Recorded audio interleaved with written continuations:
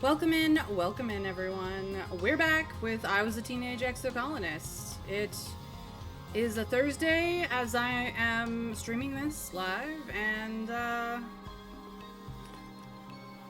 well, we've got shit to do. We have to save our dad after all. Hey Plague, welcome in. Alright, let's get to it, shall we?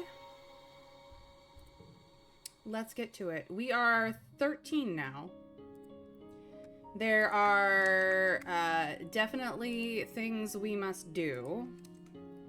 But we now have the ability to run around maps and collect all the things in very little time and not have to waste all of our our stress on it, which is quite nice, actually. Quite nice.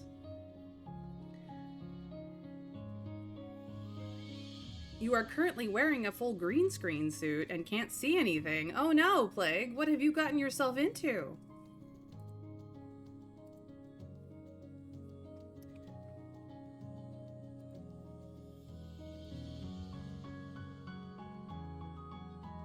Alright.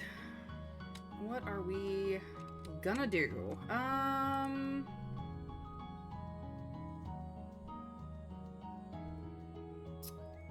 What's up, Rin? The sky, I believe. I believe the sky is up.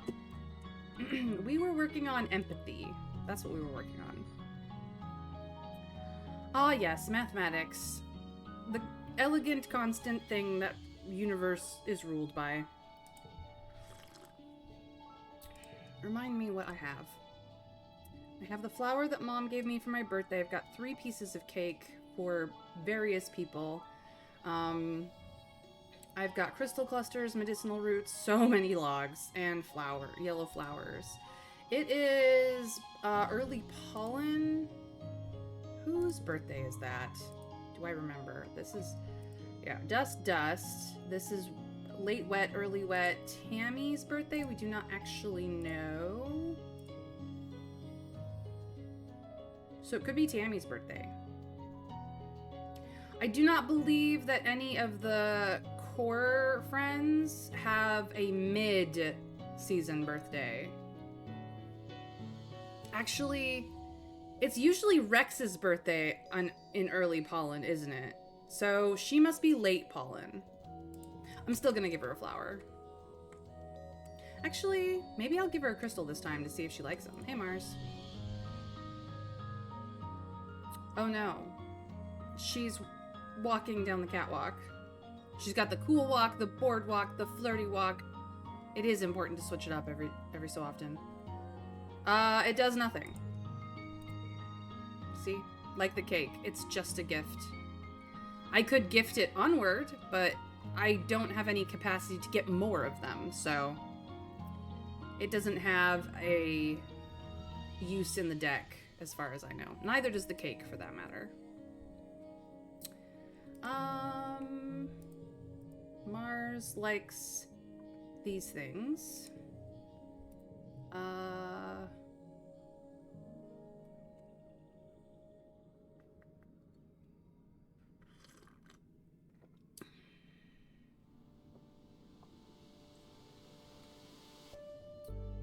Have a flower, Mars. Let's be better friends. Yes, it will look good in your hair. You're welcome. Oh, hey. A friendship time. Friendship time!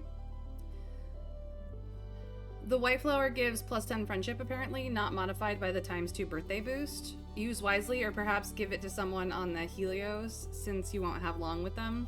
I could give it to Nami Nami, because I usually have the hardest time making friends with her, but I will be far more creative this time, so that may be less of an issue. Hey, Mars. Oh no. And furthermore, your attitude towards your elders in general is entirely disrespectful. You find Udicott delivering a scathing reprimand to Mars, who's doing her level best to look like she'd rather be anywhere else. You speak out of turn, you question the council's decisions. If you agree with an order, you simply do not do it. I could go on. Do you need me to go on? Mars scowls. No, she replies. Add in about a minute for those that is relevant to. FYI. Udicott clicks her tongue. I honestly thought better of you, Marzipan, she chastises. You have the sort of natural leadership ability I remember from when I was a girl many years ago. Mars doesn't roll her eyes, but you get the sense that it's a close call. You need to set a better example for the other children, Udicott continues. It's okay to have your own opinions, but you kids can't just do whatever you want. You have to follow the rules and respect your elders. I am setting a good example, Mars retorts, stomping her foot. Hello, the only reason we're here is because a bunch of people knew living on Earth was nonsense and decided to do something different. Udicott looks scandalized, but Mars just continues on. Maybe kids should have more authority. We're the ones with the new ideas that will take us into the future. Oh boy. If we side with Mars, we are gaining rebellion for sure. If we say, hey, don't speak for all of us, I'm not sure exactly what that's gonna do, but neither side's gonna be happy about it. Staying quiet and respectful is probably not going to be a good thing, although, to be fair, Mars may not care for quiet and respectful, and she may be mad about, hey, don't speak for all of us.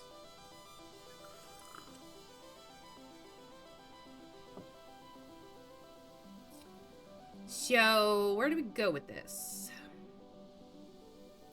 Mars Pog Rebellion.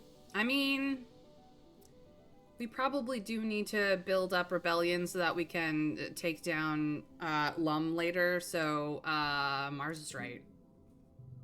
Let's go rebellion.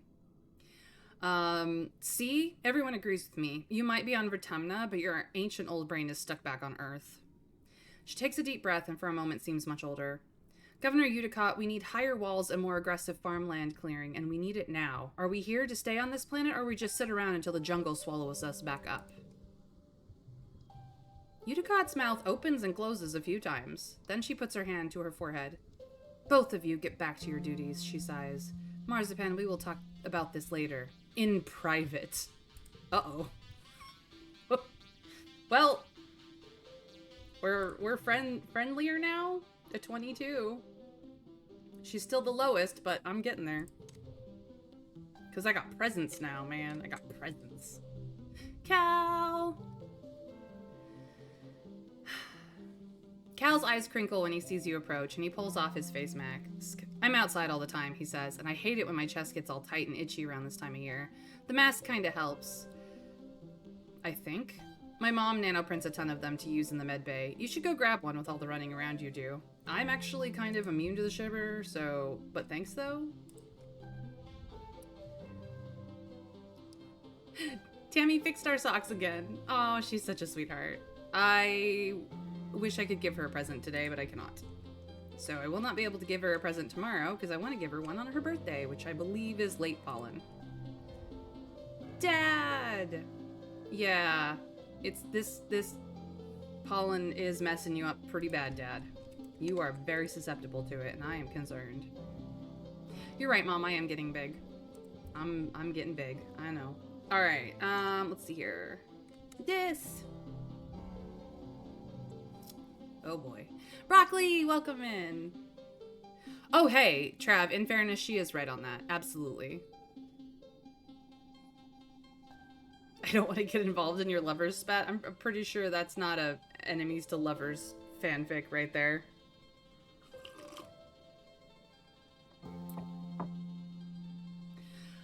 Dis is sulking, leaning against the outer wall of the colony with his arms crossed. Mars called me a maladapted degenerate today, he says, when she told me she'd just trying to help, like everything would be fine if I just acted like everyone else. He scowls. Everyone thinks we're so much better than the people we left back on Earth, but they're just as close-minded and stupid. Yeah. Hey, does this interest you? No idea. Maybe you can figure it out. Bestie. Alright, that's talking to everybody. We are working on empathy, so we need to go here. We do not have the organizing to apply to work in the kitchen, so it is babysitting time. Hint, you can't give someone presents too often because that gets stale and boring. Perhaps if you considered ways of making them new and exciting, even if they were a log every single month, maybe some arts and crafts could help. I would love to, but where do I get the prompt to do arts and crafts?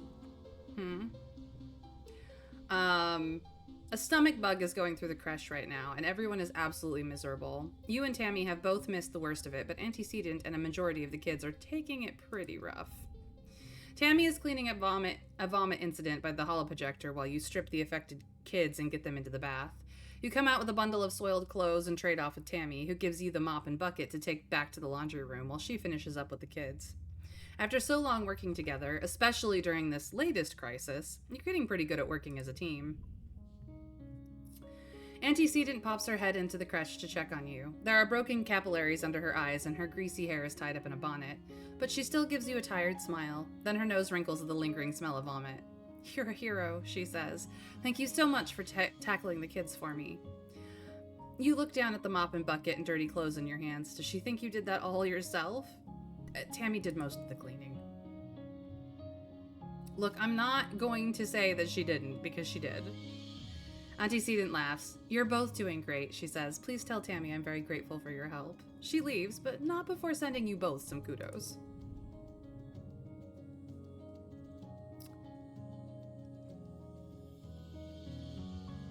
I am well aware that I could go to humanities class for creativity, Trav. Just saying. We're getting there. We're prioritizing empathy until we have to switch to creativity, or even persuasion. Tammy comes out holding one of the younger kids wrapped in a towel, and the two older ones weaving tiredly behind her in robes. She's starting to look tired. "I'm gonna put these little keiki to bed," she says. "I should spray down the floor with some antiseptic, too, and then I'll sterilize the bathtub. Then, well, I guess we'll need to sterilize the bottles again, and boil and cool some more water, and oh, by then laundry will be done." Hey, you don't have to do everything yourself. Tammy puts on a determined smile. "It's okay," she says. "It's my job, right? We all need to do our best, and well, I am. This is what people need me to be right now. That's all." Hey, just make sure to take care of yourself. You can't take care of other people if you are dying. Tammy. Tam. Tammy's nose goes pink like her hair. "Oh, Rin," she laughs. "Don't worry, I do, just not when someone needs me." She takes the kids into the quiet room for their nap. Well, time to help her. She does not understand that she is not alone in this. Okay. Let's see. We have a 4, a 4, a 3,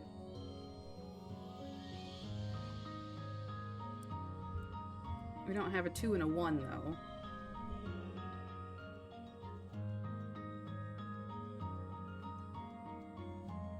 Can I do better?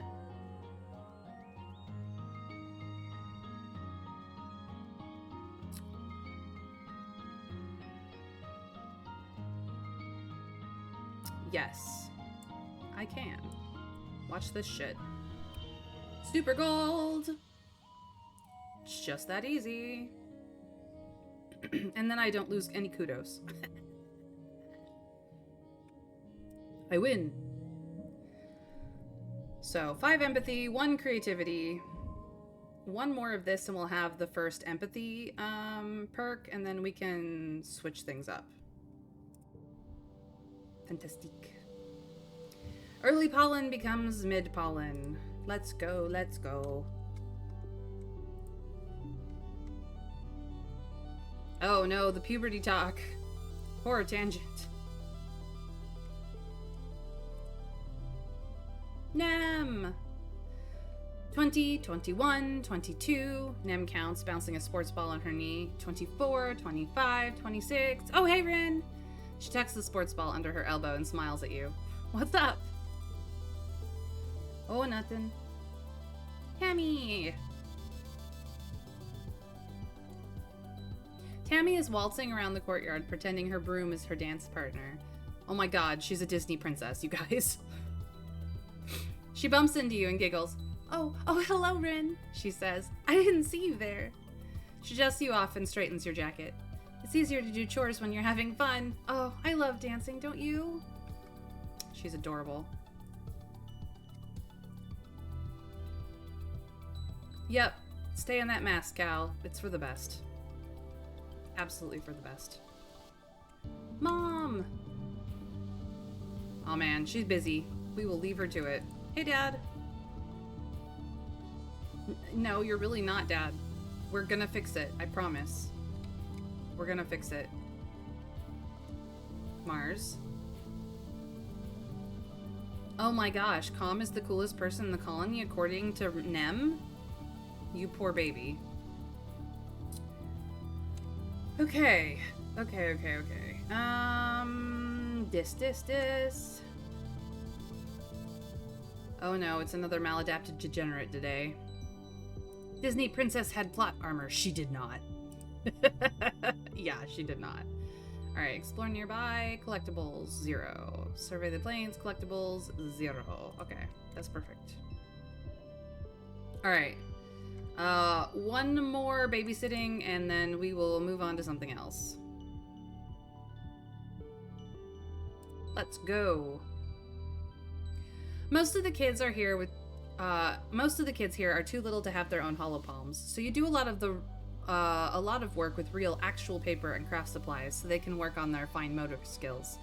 You make bunting to put up on the walls and proudly hang their scribbles on every available surface. Eventually, it all goes back into the recycler to mulch up for the fertilizer for the gardens. It's a little sad, but in a way, it's kind of nice that the kids are part of the process. You take them to go visit the garden whenever they're sad that their drawings have gone bye-bye.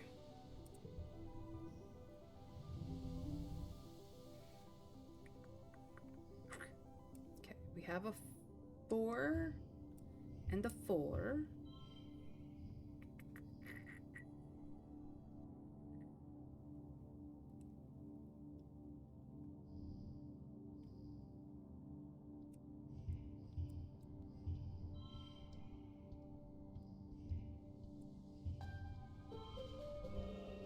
That's goal, but how can we make it better? We can't do... Maybe if we do this?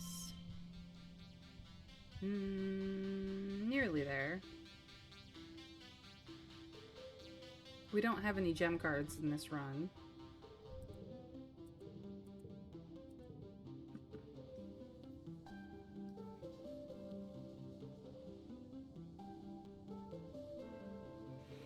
Well, let's be fair. She now has us using knowledge from beyond this reality to save her every time and make sure she's safe and happy. Does that make us fairy godparents?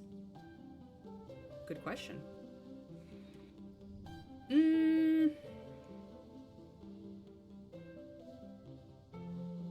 As much as I would love to super goal this, I think I'm kind of happy with what we have. So, win.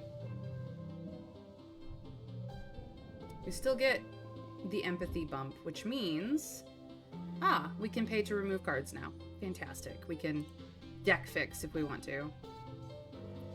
You're getting older. It's that magical time in your life, full of discoveries and possibilities, when children become adults and their bodies change in weird, wonderful, and often embarrassing ways. When you were younger, Congruence gave your class a frank presentation about preparing for the changes your bodies would experience in the next few years. Which part of the presentation was relevant to you? Last time we were a girly girl, this time we are an any all. So, do we have girl parts? Do we have boy parts? Or are we just a Ken doll? A Barbie? A person of nondescript gender?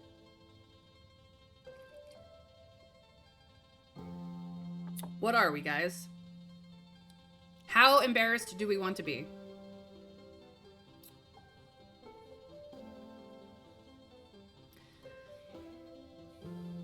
Three explains why Mom was so surprised when you said you wanted lots and lots of babies. That's fair.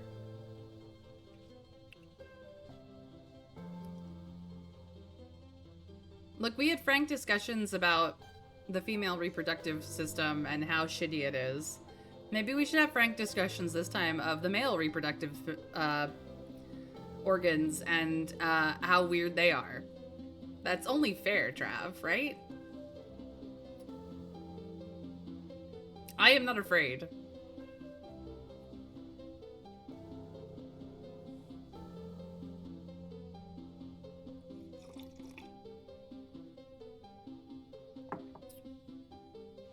I just want to hear what chat has to say.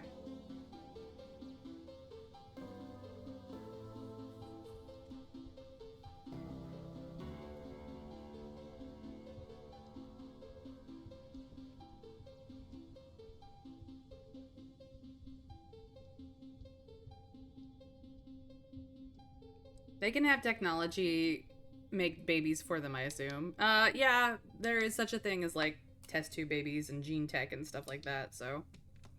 It's not like I can't have the 10 or so kids that I wanted when I grew up.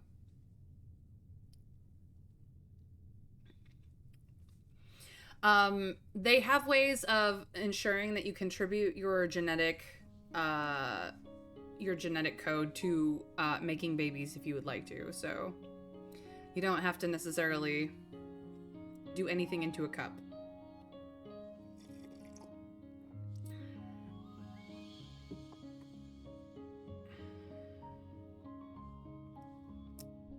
Alright, we're gonna do the boy side of it just so that the boys get to be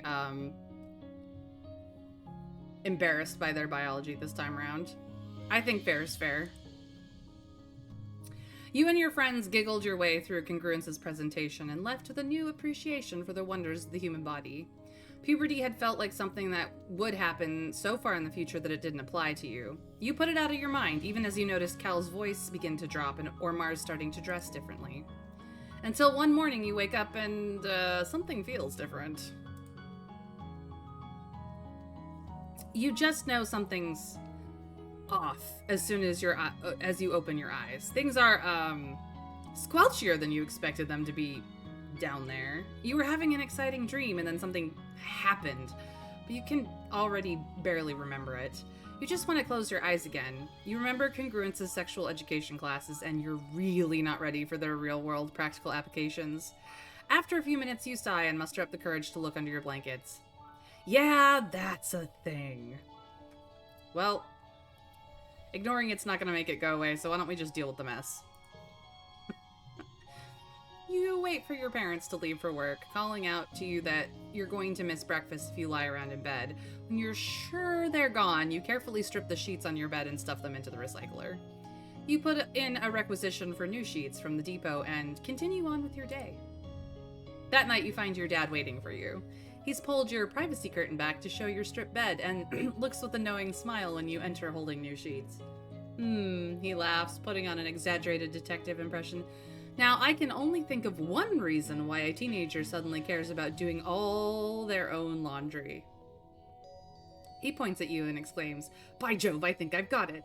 What's up, Ren? Got something to share with your old man? Oh my god, Dad. You're the worst. You can feel your face getting red as you ignore him and make your bed, but it doesn't stop him. Ah, kiddo, it's okay to feel a little wet behind the ears. You retreat into your bunk and slam the privacy curtain closed so you can't hear him make any more jokes. Ugh, he's so embarrassing. I was eating ice cream in bed and I dropped the bowl. We got hormones, people. It's a thing. Our rebellion increases tripled. We are gonna be so rebellious. What is happening? You feel on edge today, like everything that happens feels so unfair and tragic. Like you want to punch stuff and then cry about it. Like you want to be left alone, but you also desperately want attention. It feels like a font of new energy is starting to bubble up inside you. Dangerous, uncontrollable energy. Welcome to puberty, Rin. Oh boy howdy.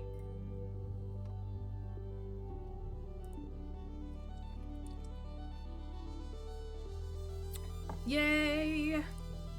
So the spa has opened and we can visit it. Not that we have the money for it, but yay! Alright, time to focus on other things. The brain requires a nearly continuous supply of glucose, Tange says. Glucose is commonly found in foods we register as sweet, which is why humanity has evolved to crave foods that are high in sugar. Tange looks up from her holopad with a thoughtful look. I have very little desire for sweetness, she muses. Does that mean my brain is more efficient than that of other humans? No, it means you should probably eat more sugar.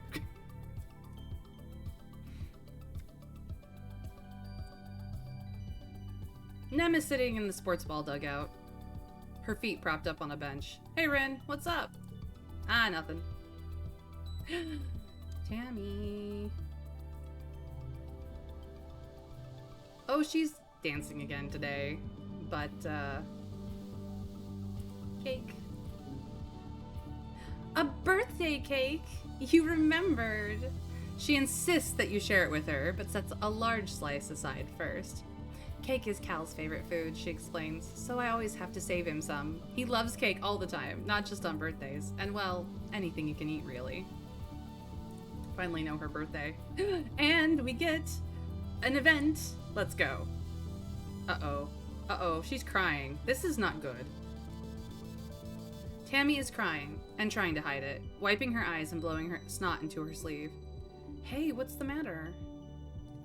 She hiccups. I watched that scary movie last night in the lounge. You remember it. Mothra vs. Godzilla, the 2085 remake version. I have no idea, Trav. We're not stressed enough to find out. Well, sniffling, I had a bad dream where the monsters were knocking at my bedroom window. They were trying to get in. Now I can't stop thinking about it. I miss being in space. It was so much safer there.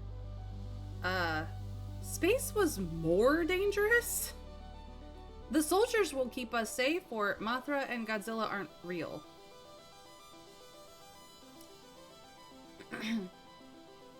I remember an older version, cheesy and fun. 2085? If I'm not dead by then, I'll be 101. Crazy when we're very crazy.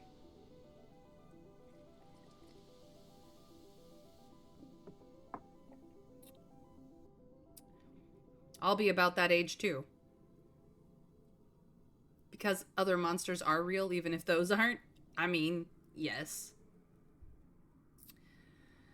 And telling her that space was more dangerous will just freak her out more, so we don't want to do that, because it's Tammy. I mean, look at her, she's crying. How can you let this sweet girl cry? How can you even allow this face to exist? The soldiers will keep us safe. I hope so, she sniffs. But I can hear the monsters at night sometimes. Real ones out in the jungle. I can hear them trying to get in. They're scary. You both look towards the wall. She does have those big ears. Maybe she really can hear creatures gathering in the jungle, scratching at the walls, looking for weak points. The thought gives you shivers. Oh, Tammy, we love you. And then she fixed our socks. Yes, you're outside all the time. Wear that respirator, my dude. Please. Don't be like my dad. Yes, Mom, we're eating enough. We're drinking enough. We are taking care of ourselves. Do the same for yourself, woman. I mean it. You're not stuck here pushing around dirt, Dad. We'll get you out there, but first you need to stop dying from the shimmer, okay? We're gonna save you, Dad, I promise. Mars. Should a face mask coordinate with your outfit, or should it provide contrast? Mars says, holding up 2 fabric face masks. She crumples them up and throws them to the ground and then stomps on them. Ugh, I'm so tired of all this scungy pollen floating around. Why can't this planet just be normal for once? What's normal, Mars? Because I'm pretty sure this is normal for this planet.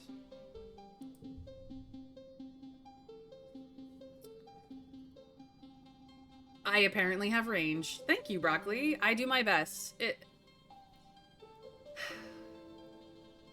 I feel like giving them... Like, I went full out on my voice acting the first time I did a run through this, and oh boy, was I rangy then. But it was really hard on me. So now I'm just trying to give just enough of a difference between, like, my narration voice and the character voices that you can kind of tell when someone is talking or when, you know, I am narrating. And I do try to give range a little bit, but for every character, just so that you can tell, especially if there's multiple of them in the same scene, who is talking when, if you're just listening to it, because I feel like that helps. Especially if you're just, you know, lurking and listening in the background or doing something else and not really paying attention to the screen and the visuals of things. And I hope that that works, but I'm also just trying not to stress my voice out as much as I did the last time around.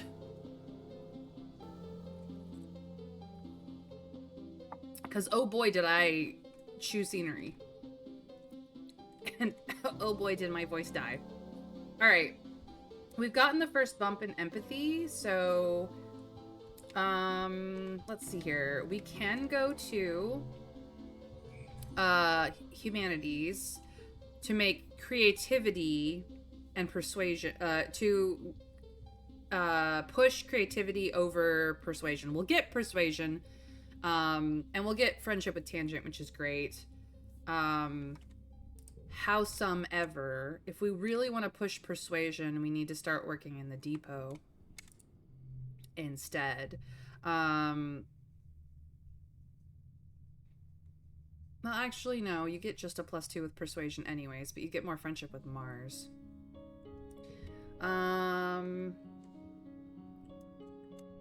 We also have researching xenobiology, but that very much is only mental skills.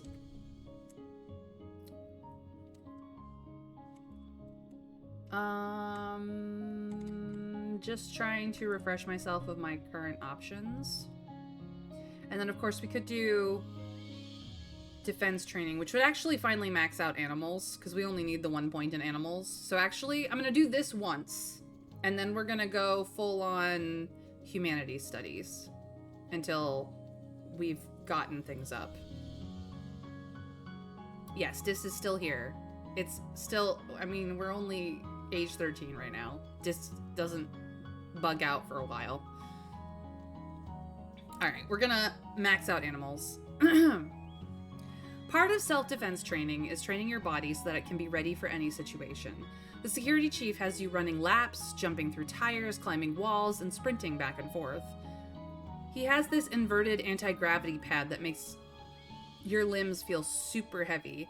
When you do jumping jacks on it, and then do them again in normal gravity, it feels like you could jump straight back up through the wormhole. It's exhausting, but not that different than sports ball training. No, this is a breeze. We got this.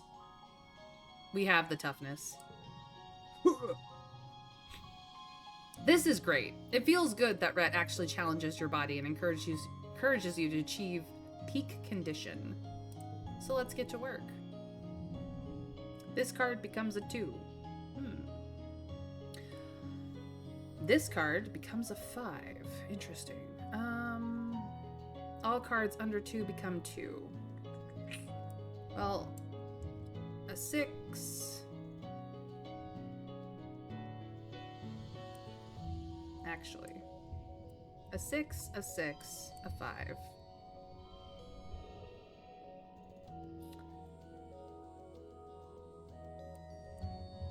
This card becomes a 2. And there we go. That is so heavily super gold. Because, like, it was hard.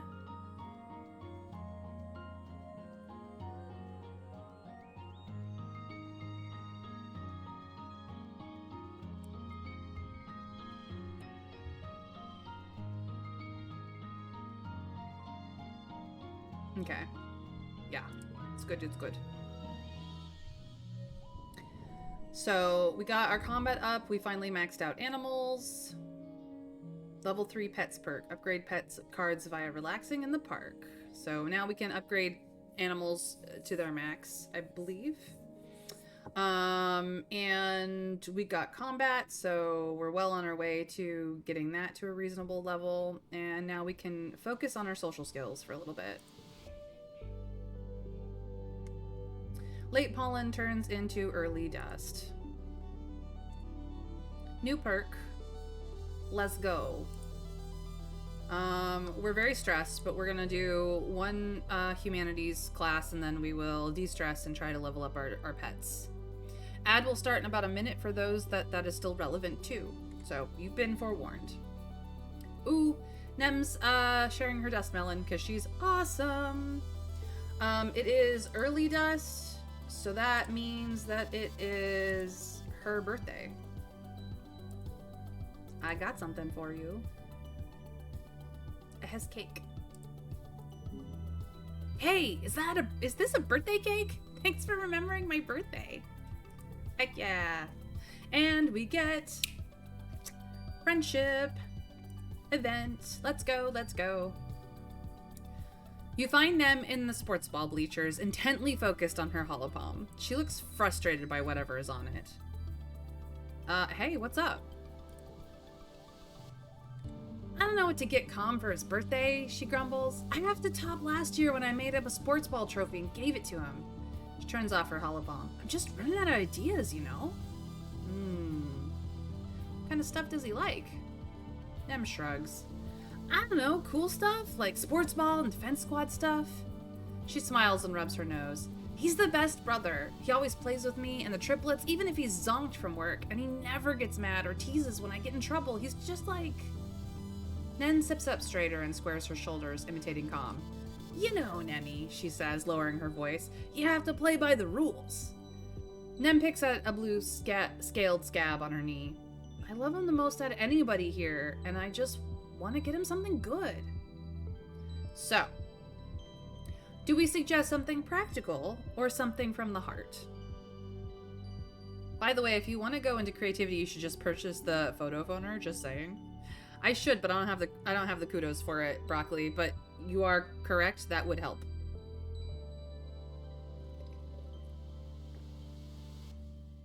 It would.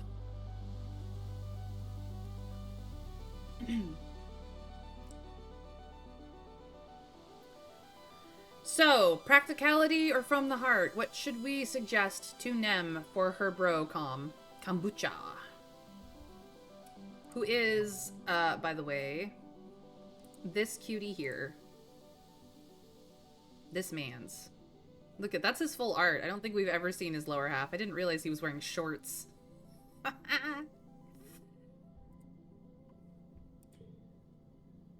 Do we have full art for everybody? Uticott? Yep, full art.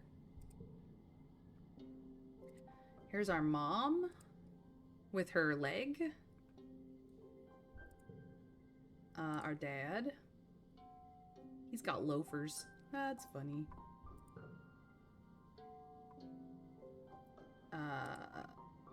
We've seen, I think, her from further back. Dr. Instance wears slippers, apparently. Hal also wears slippers. Baggy pants, kind of love it. Love the look, man. Uncle Tonin, yeah.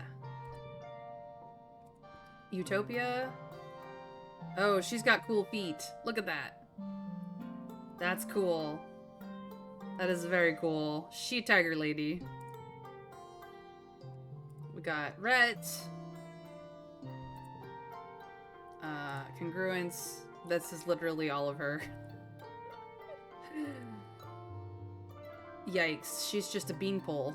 Scary. We did Calm. Nougat! Look at those chubby little cutie! And, Auntie Tira. This is her full art. Cal's mom. She's a life support engineer. Very cool. And then, you know, our art. He'd be good with both, but since he's caring, the heart sounds like something he'd like more, while practical sounds like something she'd like to give more. Yes, seek are they, them too. They, them. They are a beanpole. They don't like kids. But they do things. Well, he'd appreciate something from the heart. Yeah, you're probably right, Nem says. I just don't want to get him a little kid gift, you know? Like how Mom taught us how to make stuff with macaroni and glue. She wrinkles her nose. Or how Tammy always gives people weird dolls. What's up with that? Problem is, I'm not good at that stuff, she complains. What's something I can do that's easy but still cool? Well, a friendship bracelet could be cool, but maybe a picture of the two of them? I think that is something that, even after he's gone, Nem will want to keep anyway.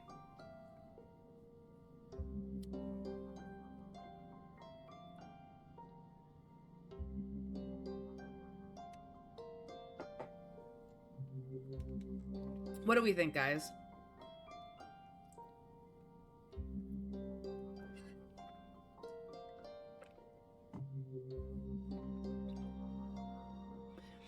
Because, like, a friendship bracelet can be broken. It can fall off. It can get caught on shit. But a picture? Yeah, I think I'm gonna go with the picture. A picture of the two of you? As long as I don't gotta put macaroni on the frame, Nem replies, laughing. But yeah, that's nice. He'll probably move out of the family quarters soon, and that way he'll already have a picture of us to take with him. She jolts up. Oh, I have the perfect picture, too. Thanks, Rin. This is a great idea. Hey, Squirt, what you doing up here?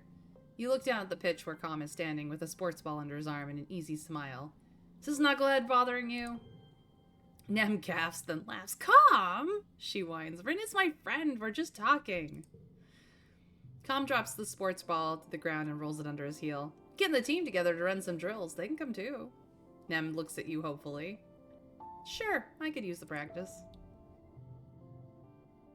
Hell yeah. And I got some toughness. Nem cheers and scampers down the bleachers, laughing, launching herself into a full-body hug with Calm. You follow her descent more cautiously, listening to her chatter with Calm about her day as they walk together across the pitch. She really loves her big brother.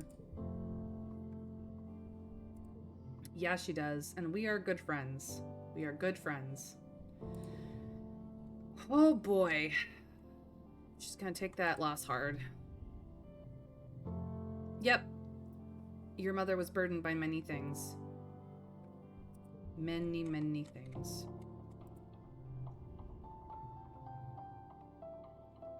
She loves dancing. It's very cute.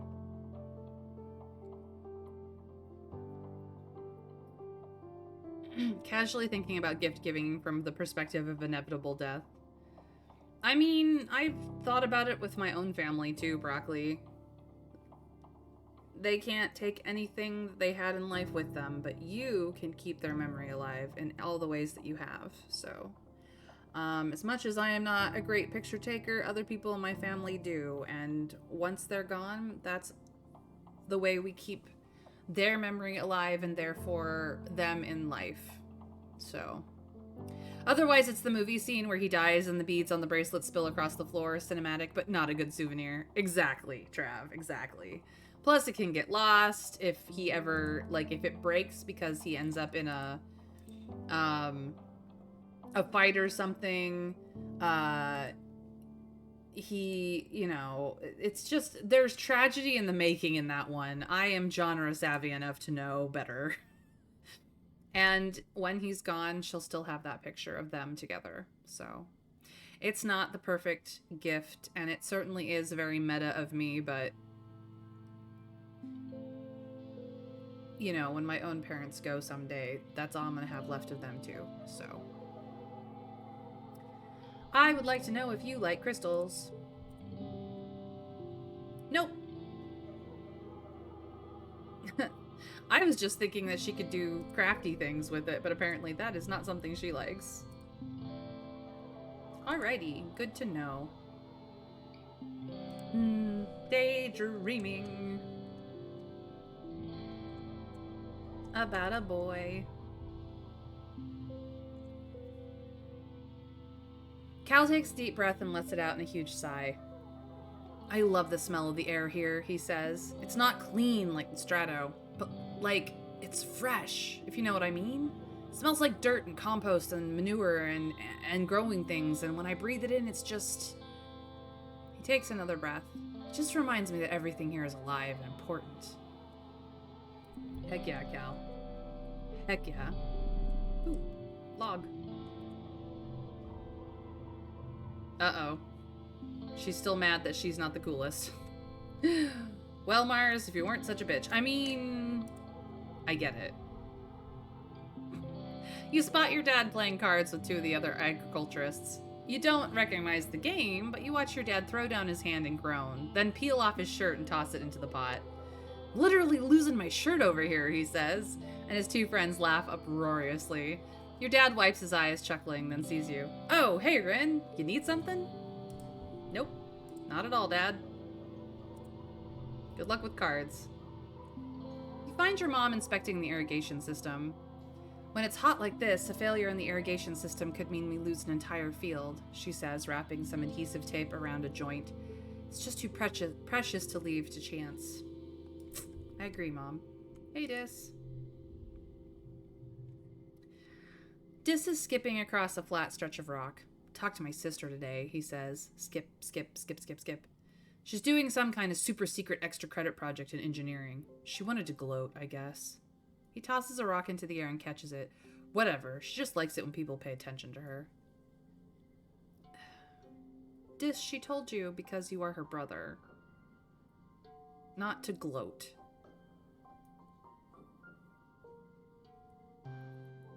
She's not very good at it, but it is her way of trying to keep you as a part of her life. She just likes flowers and cake for her birthday, because who doesn't love cake? Dis. There is something that she doesn't like at all, but that's for you to find. I mean, that's fine. Pretty sure it's probably the egg. Alright. We need creativity and persuasion, so we are going to pursue some humanities. Because that gives creativity and persuasion. We don't have the reasoning for this. Yeah. You see the notice on the engineering holoweb. Professor Hal's looking for someone to help with after-school tutoring. You should know the basics and be a quick study for the rest. Please apply. Yeah. Well, we're going to focus on our own studies. However, can't very well teach others until you learn the material yourself. We did get extra reasoning from that, so that's pretty cool. But let us get to work. This card becomes a 2. Alrighty.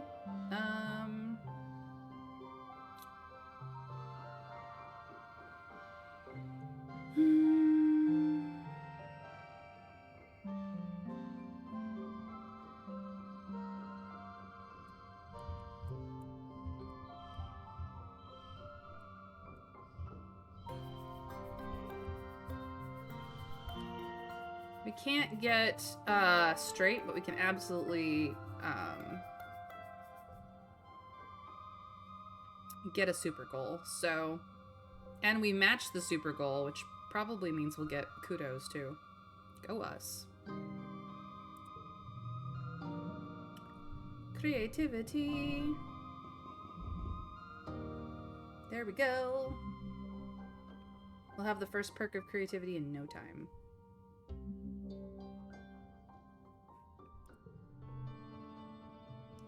It's Vertumnilia! Time for speeches, games, and feasting. You stare hungrily at the feast table. Sure, it's mostly soy rations, but it's still more food than you usually see at all at one time.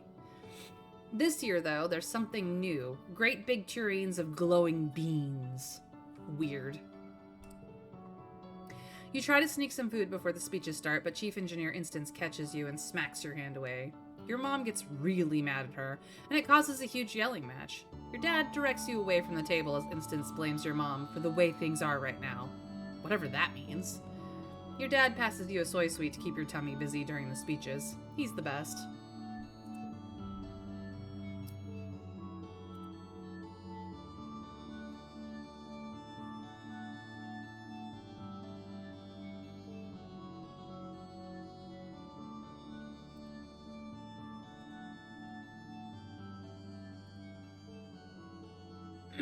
Governor Udicott takes the stage and manages to calm everyone down.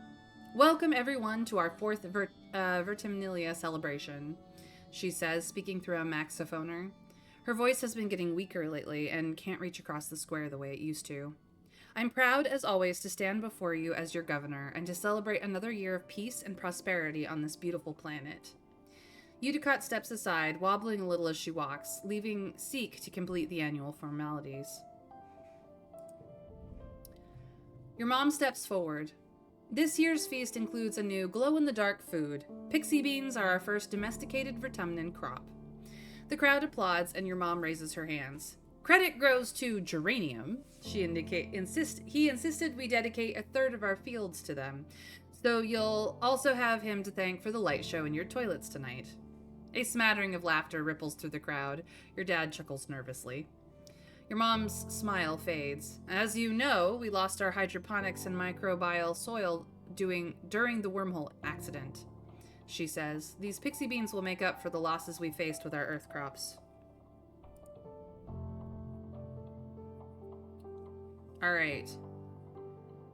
Udicott's weedy voice rattles through the maxiphoner. Thank you, everyone. Let's get on with the games.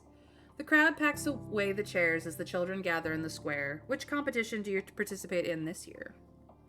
Well, we did the bot quadrathlon last year, but we didn't have the option of the talent show because our creativity wasn't there anymore. We have gotten it up since then, so we could go back to the talent show if we wanted to. Reasoning is still too low to do the science fair. Time for some bot wrestling? If we want to. We really need to go out more and try to find food. Need to get ahead of the food shortage situation. Yeah, we do, but going out isn't necessarily that useful. I was gonna go to the gardens, but we're gonna be at half stress again. Okay, so we have won the talent show at least once. We have been the botathlon champion twice, so I would really like to win the talent show a second time because we have mostly red cards and we could use another yellow. I intend to, at some point, make these blues wild, so I'm gonna go to the talent show. We're back at being less rebellious than we should. Dis and Mars are your competitors for the talent show. Dis is up first, and he stomps on stage wearing a silly top hat and cape, waving a magic wand. He introduces himself as Dis the Destroyer of Reality and tells everyone to step back because he's going to pull a hop-eye from his hat. He takes his hat off his head, and a very surprised hop-eye falls out and boings away into the crowd. Predictably, this upsets Dis and he flees the stage in embarrassment. Aww.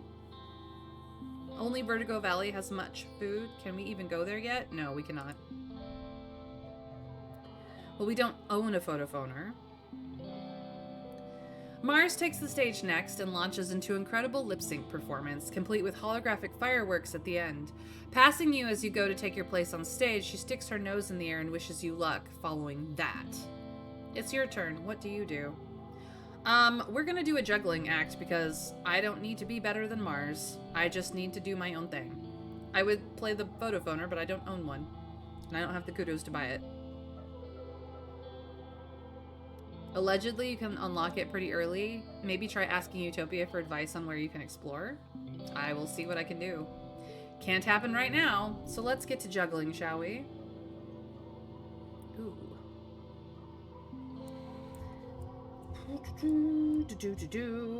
We're gonna do that for an opening round of 14.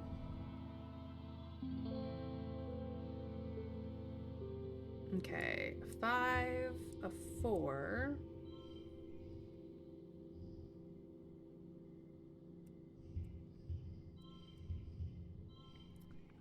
Not what I wanted.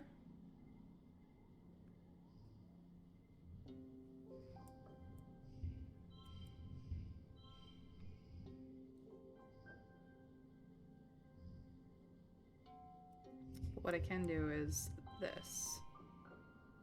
So that we have a straight and 2 pairs. Or 2 flushes, I should say.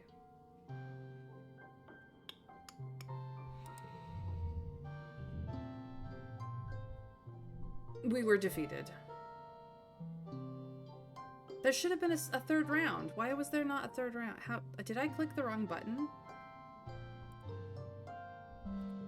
That was weird.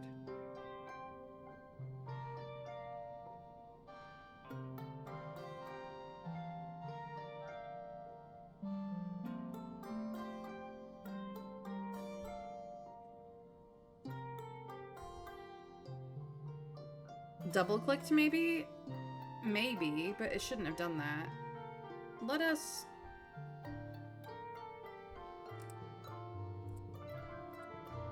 I'm gonna save scum that because that's weird. Where are we at? Okay.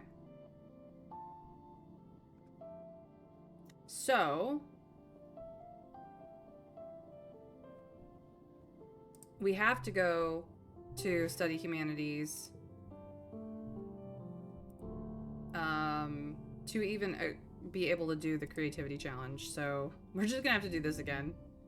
That was weird. All right. This card becomes a 2. These are 4s.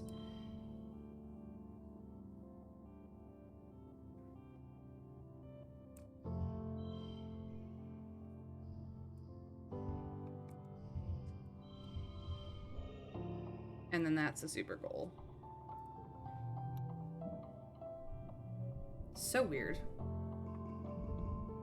We need to be above 20 to have... Yeah, so I am not gonna read this because we just went through this. Talent show time. Let's see if this will not be silly again. Juggling act. Here we go. I was like, wait a minute. Weird. Maybe we do this... Maybe we think about this differently.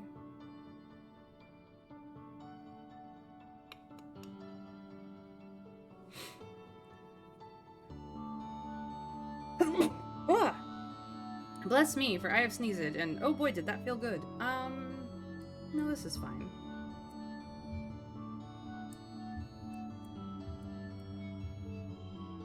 This is still a good opening round. Okay.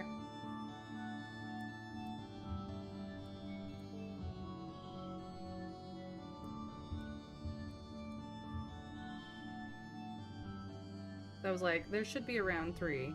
That was weird. I think you were right and I double clicked, so this is where I should have been.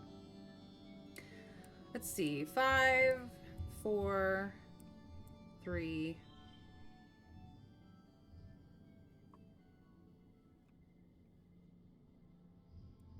Two.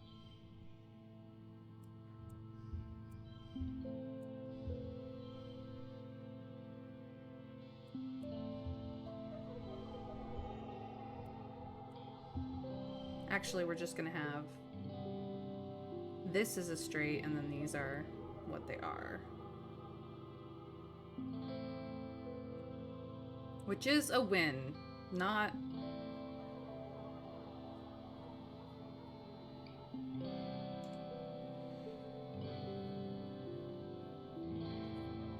But we do have a straight 3 and a 3, 2 of a kind, so it's pretty good.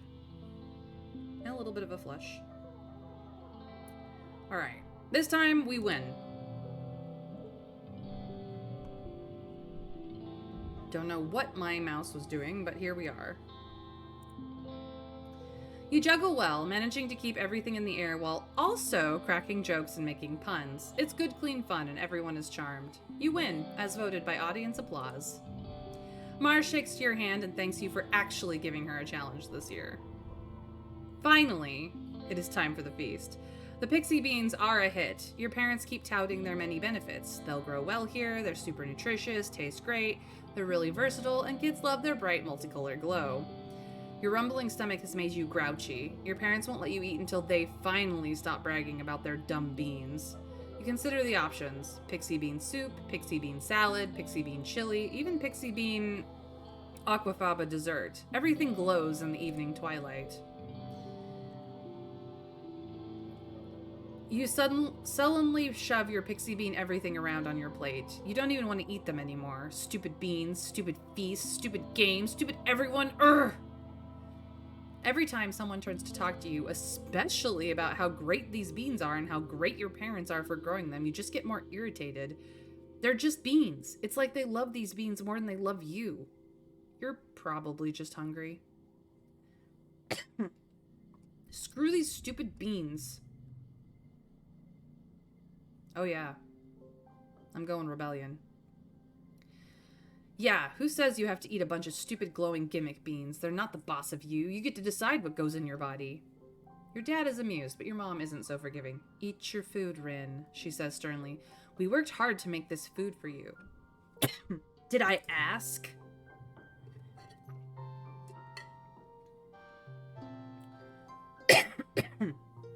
It is so real. Excuse me.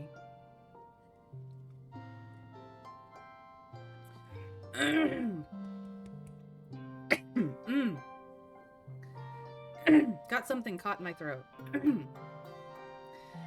Your dad tries to calm the situation, but your mom slams her fist on the table. The noise makes everyone nearby stop talking and turn to stare at you. Eat your damn dinner, Rin, she shouts. I'm sick of your attitude. No, you can't make me. Your mom stands up. Oh, I can't, can I? She threatens. Your dad finally gets a word in. Calm down, everyone, he says. Rin doesn't have to eat anything they don't want to. He turns to you. There's not much other than beans, kiddo, just regular old soy rations. You'll never eat those stupid beans. You'll just eat stinky, boring soy rations until your parents figure out how to grow something else. That's their job. Oh yeah, we have said something, and we got ignored. After dinner, everyone breaks off into little groups to talk or make music together as the sky darkens for the shortest night of the year. You're still feeling irritated by everything, so when your friends try to pull you into some rhythmic clapping game, you beg off and go back to your quarters. Was this what Congruence was talking about when she warned you that your hormones would make you feel out of control sometimes? Your parents get back much later than you, making a ton of noise as they drunkenly make their way into bed. The next morning, your mom ignores you until it's time to leave for breakfast. Yes, because parents forget that when you start hitting puberty, sometimes you literally cannot control your reactions, and they take it personally, as if you did it on purpose, when you really had no control. Would I lie to you might have worked? We got discounted because we were young. It wouldn't matter if we were lying or not to an adult who thinks that they know better. We got discounted because we're a child. And now our mom is pissed at us because our hormones made us feel things that we could not control. Because being able to control having the self-control and the self-awareness to realize that what you are experiencing is temporary, even though it feels in that moment to be absolutely everything, takes time. It takes years of experience to go, oh shit, I'm freaking out. I'm having a hormonal mood swing. Like, you don't realize that you're in it until after it happens. And then your mom takes it personally. I know from experience just how devastating that it can be.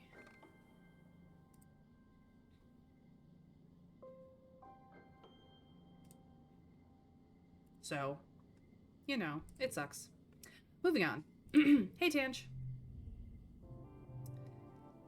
I already spend as little time around other teenagers as possible, Tange sniffs dismissively. And now that everyone smells and is growing hair in unfortunate places, absolutely not. Her lips curl in disgust. What a cosmic joke. Hormones that encourage us to be intimate with one another while simultaneously turning us into disgusting, sweaty, stinking beasts. Ugh. No, thank you. I have never allowed my biology to dictate who I am, and I don't intend to start now. Good to know. Aw, she's daydreaming again about a certain hunky boy. I don't blame her. Cal grows up to be... Hey, Nim. Just saying hi. Hey, Dis. Are you gonna tell me I'm a nerd? Dis asks, barely looking up from his holopalm. You can save it. I already know. Dude, you are a nerd. That's why I like you. Have something cool. Jeez Louise. Mom. Governor Udicott is here, frowning over a hollow screen with your mother. It has a lot of numbers on it and charts that point downwards. Your mom looks up and dismisses the screen. Do you need something, Rin? Just trying to say hi, Mom. Your dad is poring over some reports on his holopalm. Oh, hey, Lil Ceiling, he says, distracted. Did you know that Watato plants are related to Sniff Blossom? Never would have thought. He puts down his work and smiles. What do you need? Just your love and attention, Dad. Cal? Yeah, look at that. He's digging in the dirt, takes his gloves off, cards his hand through those wavy locks, and then is like, how's it hanging? How do you not fall in love with that? Even as, you know, he's still a gangly teenager. Like, it's not even fair. It is absolutely not even fair. The only food thing I have is cake. And your birthday is next month, so I have to save the cake until then. Mars. Ah, she's mad she's not the most popular. As usual. Actually, you know what, Mars? Here. Just, have this. Yeah, it's pretty. A pretty crystal for a pretty girl. Alright. We are stressed. We're gonna go hang out in the gardens.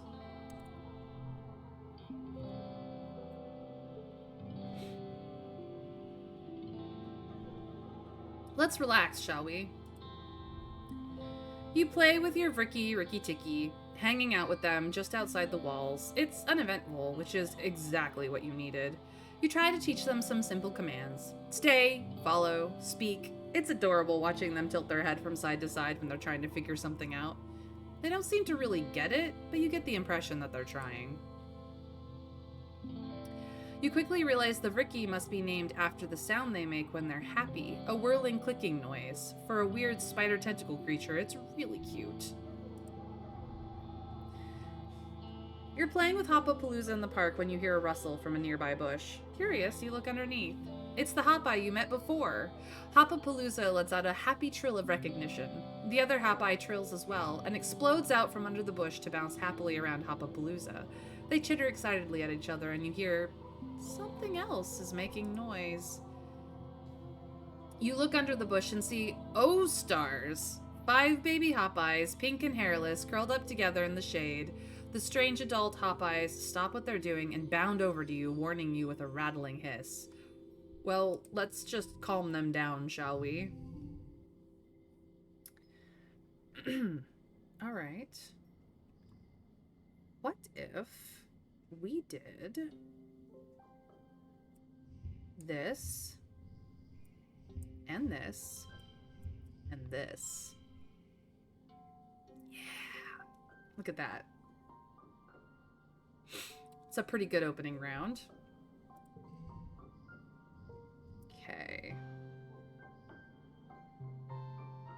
So we're gonna make this a 6. We're gonna make that a 3. Ooh, a 3. And then this card becomes a 2. Oh, it doesn't work on that. Maybe I do Cal's strength instead. Give us a really hefty 18.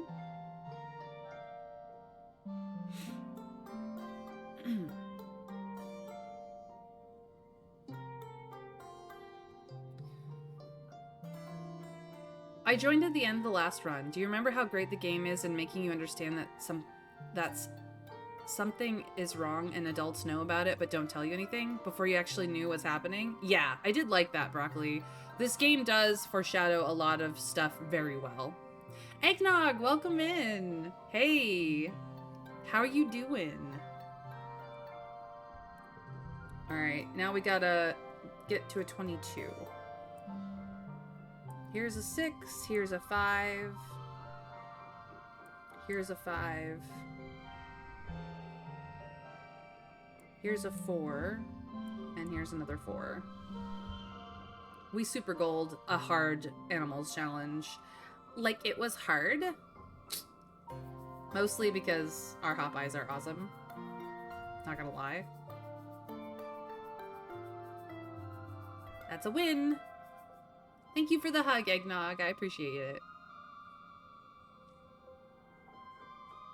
I am doing well. Very, very well, Eggnog. We're just playing I Was a Teenage Exocolonist and enjoying ourselves. This is run number 2.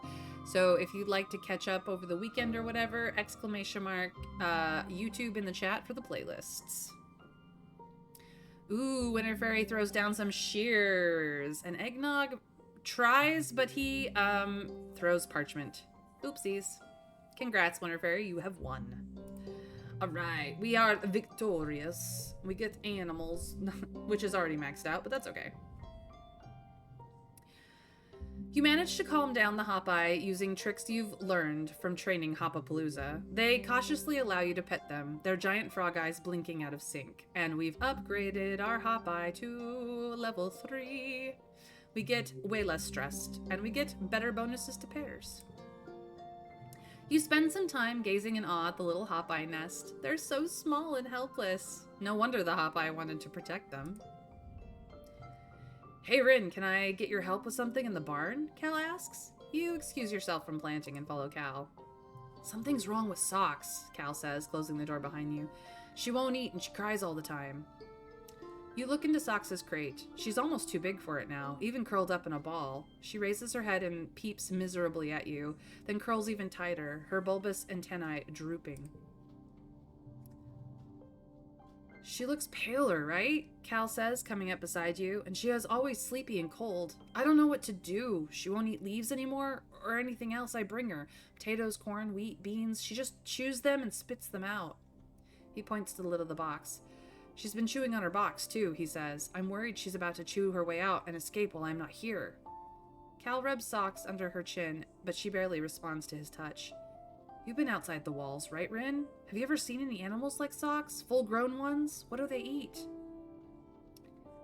I'll look next time I'm surveying.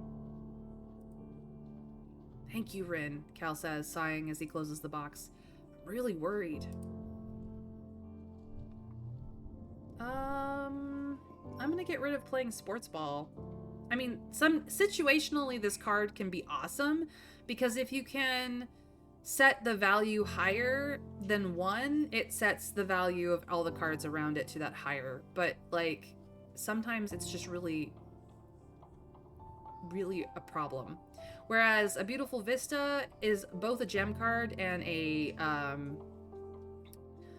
Flush Wild, and I think it's just, even with its low value, a much more useful card than playing Sports Ball. I could keep them both, but I'm not going to. I've got plenty of physical cards. Welcome in, Mr. Scrake. Ah, the quest to find food for Socks, yes. Awesome, a free upgrade. Now we need to upgrade the Vricky. Well, the only way we can upgrade the Vricky is going and spending time in the gardens, so...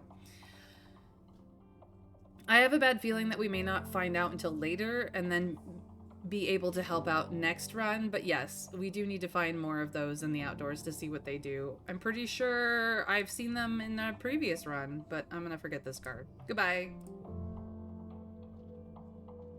Alright. I am no longer exhausted and stressed. Hey, Cal. Some people get the sniffles during pollen, Cal says. My mom says, oh yeah, we've read this one. Yep, your nose tries to wash out the things that is making it itch. Dad? What's shining, Sunberry? Aw, that's so cute. Mom? You haven't seen your mom at mealtimes for a while. You're probably just missing her. She works really hard here, so she's likely working through lunch and dinner and then begging leftovers from the kitchen. That is not a good sign. Dis is fiddling with the toggles on his jacket, watching the comings and goings of expeditions. I want to go with them, he mumbles, but, like, not with them, you know? Like, I just want to be alone in the wilderness for a while. A little smile plays across the corner of his lips. It sounds nice. Yeah, I know.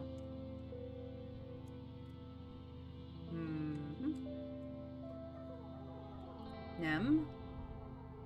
Ah, she is bouncing the sports ball. Get it, Nem. And challenge. Yes. Your mother was burdened by many things, but you are unburdened by tradition. Lucky you. Okay. Tammy shades her eyes and looks across the colony to the gardens.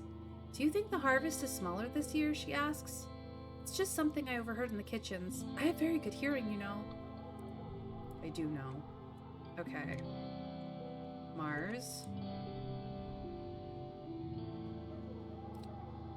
Mars has set up her hollow screen to reflect her face, and she's swatching various eyeshadows on her forearm. Just because we're out here struggling to survive in the musty armpit of space doesn't mean we can't enjoy ourselves a little. She gestures her eyeshadow palette. If I have the kudos to print luxury goods, why shouldn't I? Sure, Mars. Just keep telling yourself that. Let's see what Utopia has to say.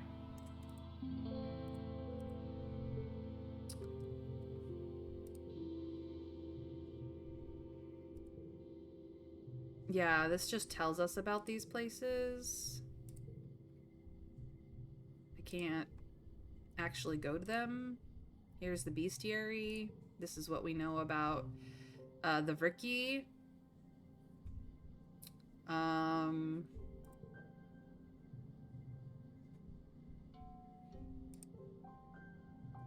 I don't have any ability to explore anywhere but these two places, and collectibles are all collected in both.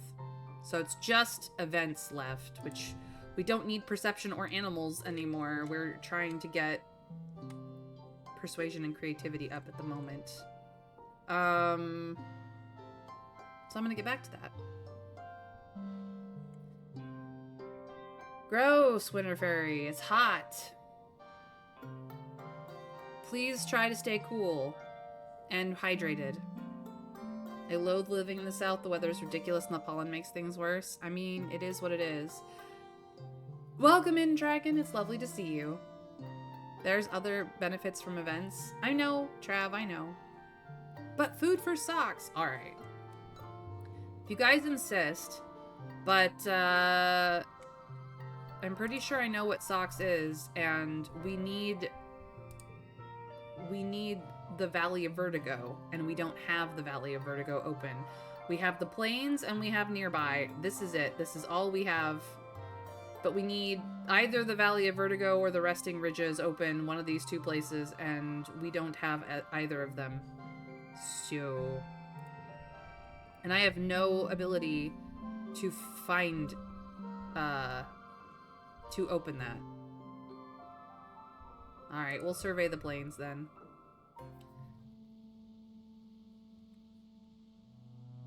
Alright.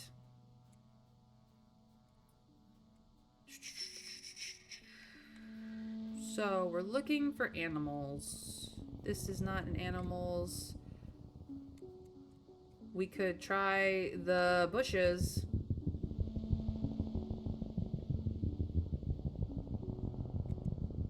Alright, I'll just start here.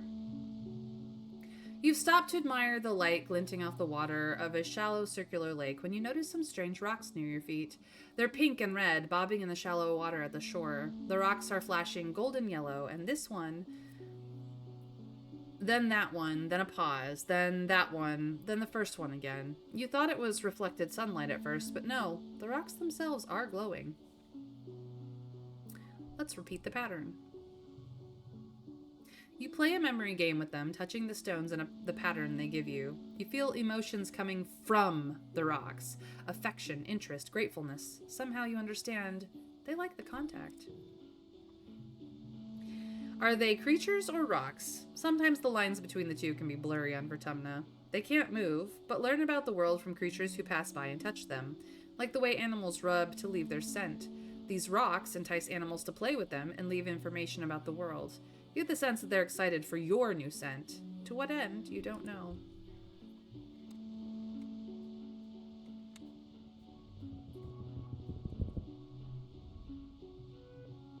The large creature is blocking the path. A boulder with arms, a bush growing out of its back. A bush bub. Utopia's mentioned these before. Part animal, part vegetable, and part mineral. These usually gentle giants camouflage themselves as part of the forest. This one is lumbering slowly back and forth between a large strand of goop mushes and a large circular lake. It's like it's on some kind of patrol. It growls a warning when you try to squeeze past it, so you back off. From the look in its eyes, this one isn't letting you through easy. It's a perception challenge that we don't particularly need, so I'm not going to waste the stress on it. We'll go to this one instead. Drifts of spark snow make this area hard to pass through. Your feet keep sinking into it, and you have to work to get them free with every step. The only way forward here is through an especially deep area. We could play in the snow, or we could shovel it out of the way. I believe this will give us a card and de-stress us, or we could shovel it out of the way and get toughness, I think. So I'm gonna go for the toughness. It does stress us, but less than it would have otherwise. You actually don't have a shovel with you, but you find a bush you can sort of use like a broom to sweep the snow out of the way. The spark snow is lighter and floofier than you were expecting. Whacking it with your bush causes showers of pretty sparks and tiny popping noises. It takes ages to clear the path, but it's oddly satisfying. Hopefully the next surveyor through will appreciate your hard work. Yes, if I can find bravery.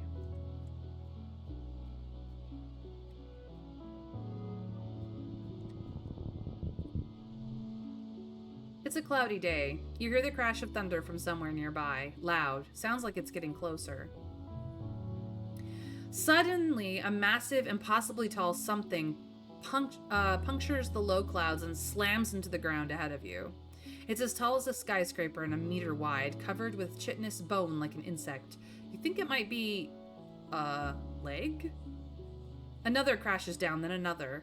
The creature's body must be up in the clouds, so high you can't see anything, but the legs! The first leg lifts again and moves towards you.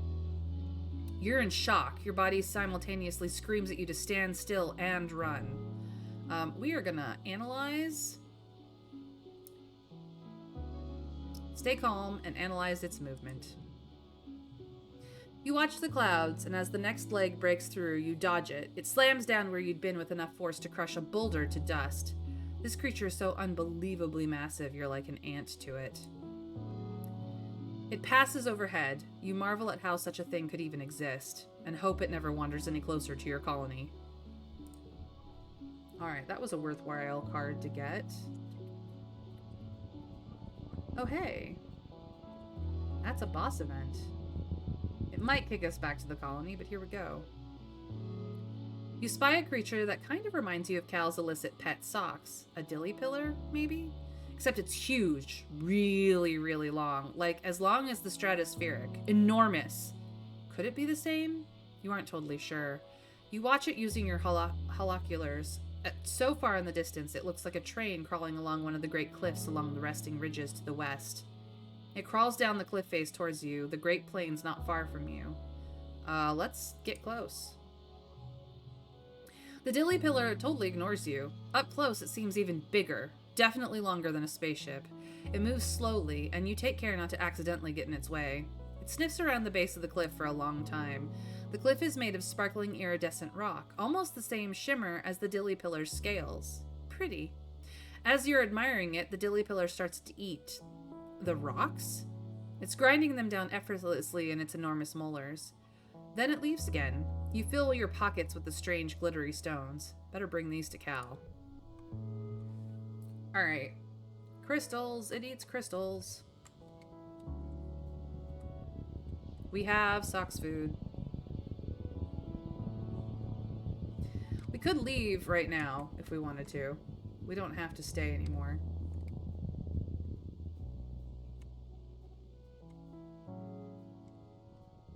Let's see if there's anything else of major interest here. As I said, there's no collectibles.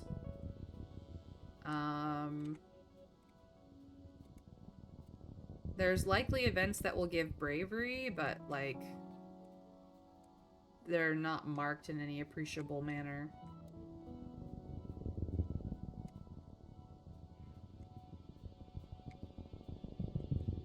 More bush bubs.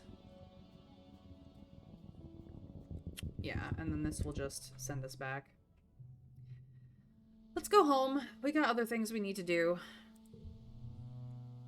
But we can now help Cal. And gain skillage and stuff that we've already maxed. But, you know, friendship with Dis.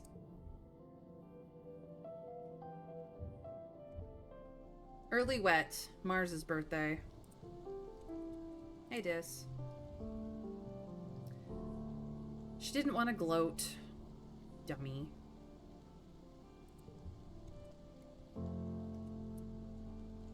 Hey, Cal. You find Cal and excitedly drag him to the barn where he keeps his pet dilly pillar. I figured out what she eats. Rocks.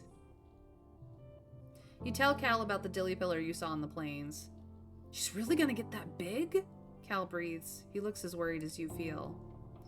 Cal hesitantly places the rocks before her. She takes one in her delicate little forepaws, nibbles on it, and then shoves it in her mouth. She trills and runs around in a circle, waving her paws for more. It worked, Cal crows, giving you a big hug. Thank you, Rin. You saved socks. I sure did, Cal. Yep. Well. We got blue bobber fruit. Hey, Dad. Aw, we're Stardust this time. Love you, Dad. Hey, Mom. Can you stop being mad at me, please? This hurts. This sucks. I hate this. Mars. Yup. So jealous. So jealous. Hey, I found something you might like.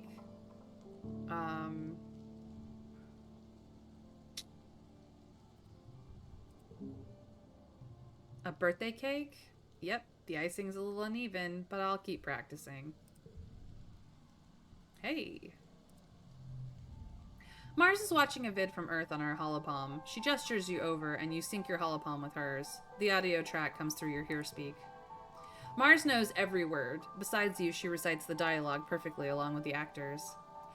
Since the day we met, I have devoted my life to finding you. I searched every train station, every coffee shop, every museum and park for you, she says. My every waking thought was only of you. Her voice goes higher. And I dreamed of you, she says. Every night my heart called out to yours in the dark. I never hoped to dream I would find you again. I'm here now, she says, playing the first part again. I'm here, and I'm never leaving your side again. Mars drags her hands down her face as the couple in the vid kiss passionately. Ugh, she exclaims.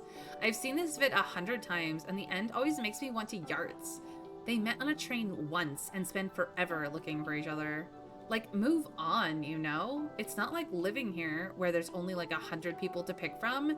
You're in a huge city. Go find anyone else. So why do you keep watching it?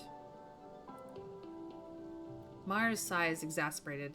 I've already seen everything else worth watching. Before you can protest, she puts up a hand. Okay, fine.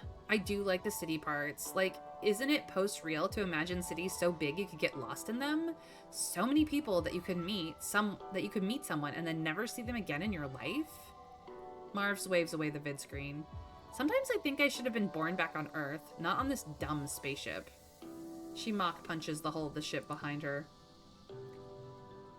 All those cities and people and the stuff you could do, watching new vids, going to concerts, the only culture here is grown in a lab.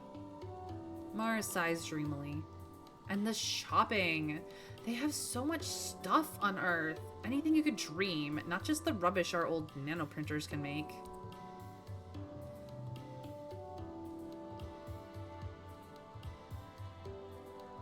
Well, we're not getting that. We don't have the money. I'm bored of everything I own, Mars complains. Speaking of shopping, do you want to trade some kudos for one of my old jackets? My dad says I can't print more stuff until I get rid of something. I'd say 50 kudos sounds fair. So we could say, no, I can't afford it, or nah, it looks better on you, or nah, it's ugly, because I can't afford it. I mean, it is a cool jacket, but I still can't afford it.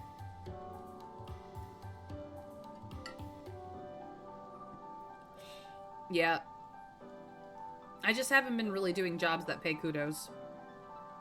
Nah, it looks better on you. It does, doesn't it? She says, it was made for me. Yeah, I figured she'd appreciate that. I'm broke as a joke. Let's go to class. Oh, she fixed our socks again. She's so sweet. You know what? Have a present. Even weird alien ones. Cool. Cal? Yep, air is fresh. Things are alive. It's good. Nem! Do I have anything for you? Not really.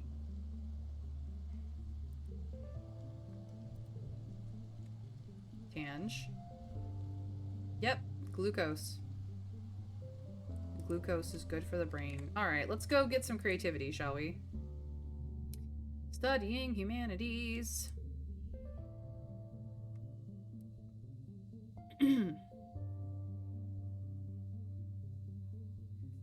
Professor Hal hands you a stack of blank paper and a box of pencils and asks you to pass them out to the class. Today in humanities class, we'll be practicing our handwriting, he announces. You hear Tangent groan beside you. But Professor Hal, she whines, why would we ever need to write by hand when we have hollow palms? This exercise will be part history lesson, part future skill, Hal tells the class. We may not always have hollow palm technology here in our little colony. Our replicators and computers will break down eventually, and when they do, we'll have to rely on low-tech solutions to everyday tasks. So, first lesson, how to correctly hold a pencil. You and the other students get to work learning how to print by hand. It's a little bit like holding a stylus, but the texture is all wrong. Your letters are small and cramped, and you have trouble keeping them in a straight line. Tange, though, is suffering the worst.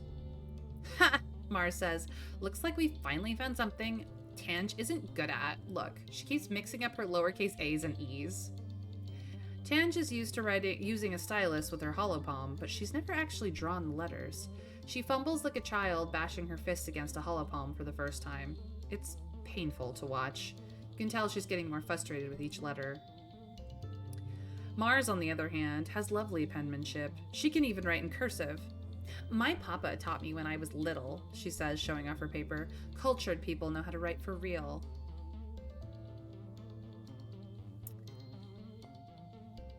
I'll help you, Tangent.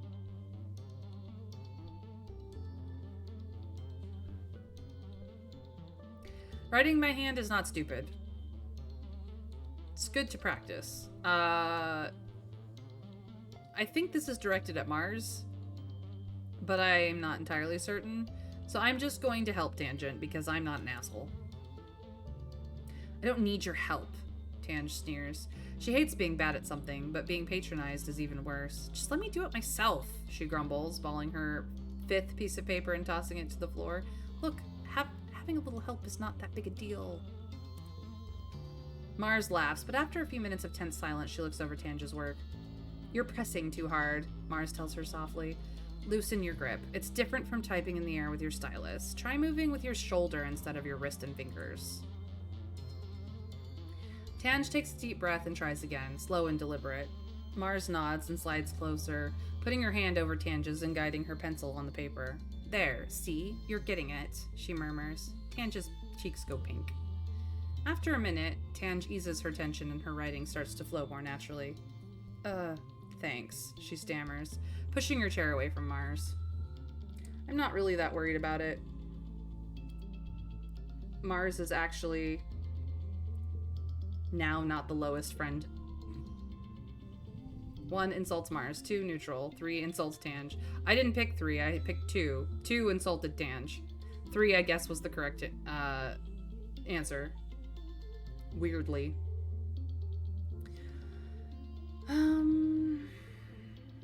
What do we got here? Let's see. 5. If we put this here and do this, that's a pair of 4s.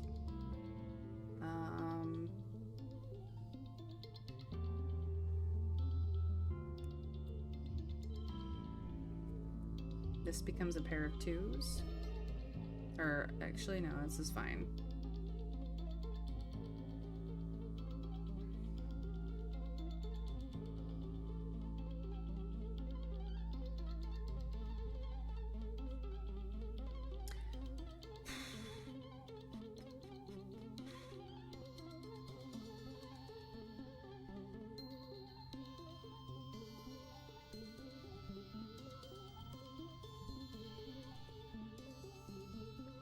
That was a waste. Whoopsies. I meant to hit this one. Oh well. Super goal! You have arrived! You are alive! You ever just wish you could stop someone from doing something? Wish I could get my roommate to smoke his weed somewhere else. Entire apartment smells like weed half the day. I feel you, Raptor.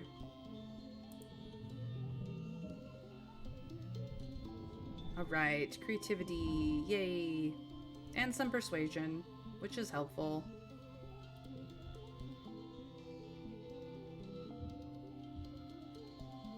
It is now mid-wet. It's nobody's birthday, but that's fine. Okay. Still does not like sweets. Nem.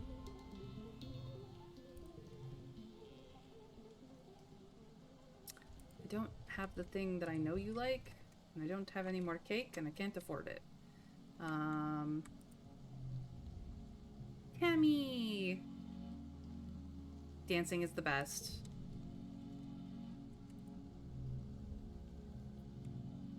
Cal and Tammy are walking through the garden, shoulder to shoulder.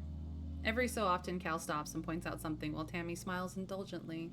They see you approach and stop walking, moving a little bit apart from each other. Cal waves at you. Hey, Rin, what's up? Oh, Cal, Tam, you don't have to pretend around me. I know you two are in love. Oh, no.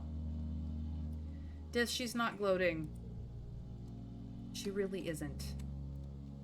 I know you think she is, but she's not. Yes, I am aware that if Mom said no, it's still a no. Don't worry, Dad. I'm sorry that we're fighting. Mom, please forgive me. Your mom mutters to herself as she pulls potatoes from the ground in clusters barely larger than your palm. Still, you hear her say before her head jerks up and she sees you standing there. I didn't see you there, Rin. What do you need? Oh, Mom. I'm so sorry. I know things are going wrong. Yeah, Calm is considered to be the coolest. By at least Nem. Alright, creativity is almost to its first perk, so we're gonna keep at it.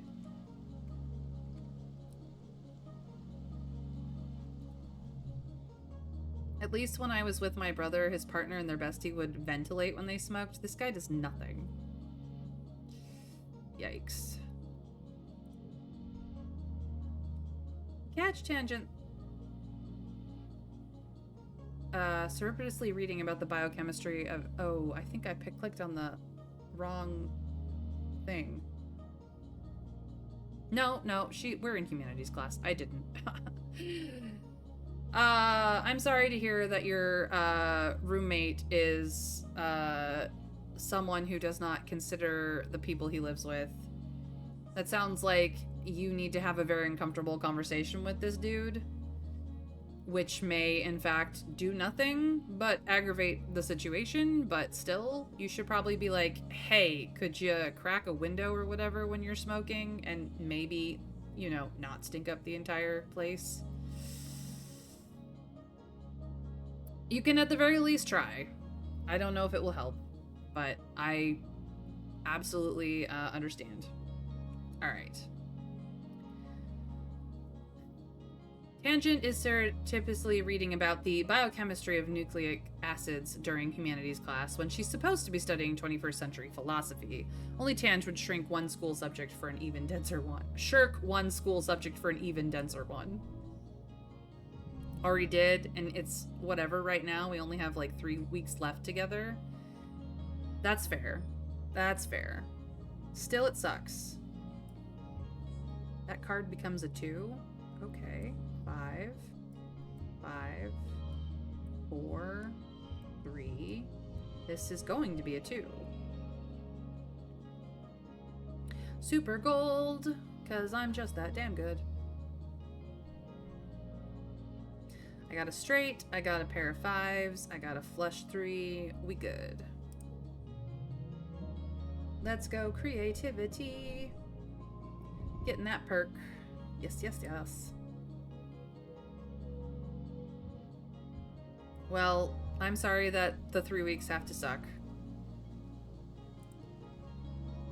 New perk. Cards in the depot that we cannot afford. Yikes. Tange likes medical roots and yellow flowers.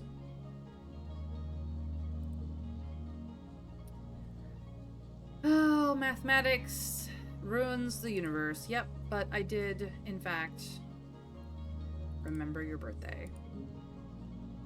Yep, I've remembered your birthday. You will have to analyze them later, I know. You're welcome, Tange. Please stop being mad at me all the time. I actually do like you. You're pretty cool. Oh, hey.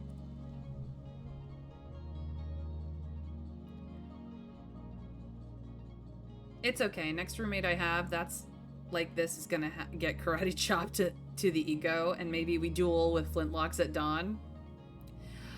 I'm pretty sure that if you set expectations early enough and, you know, call them out on their bullshit, they will either acquiesce to your reasonable request of not making things unpleasant for both of you, or you'll just have to find somebody else.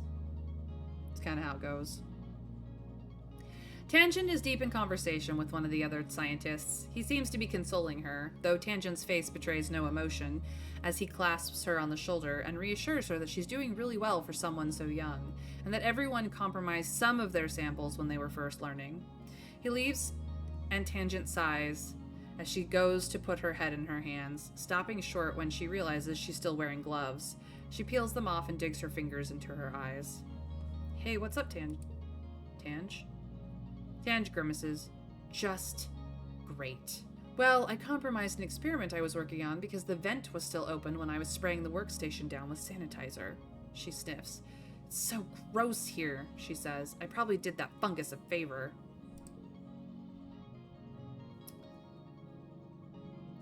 Tangent takes a bottle of sanitizer from her workbench and cleans while she speaks. There are pollen spores everywhere, she whines, and he comes over here and tells me it'll be okay, Tange, like it's his job to console and patronize me. But it is okay to make mistakes?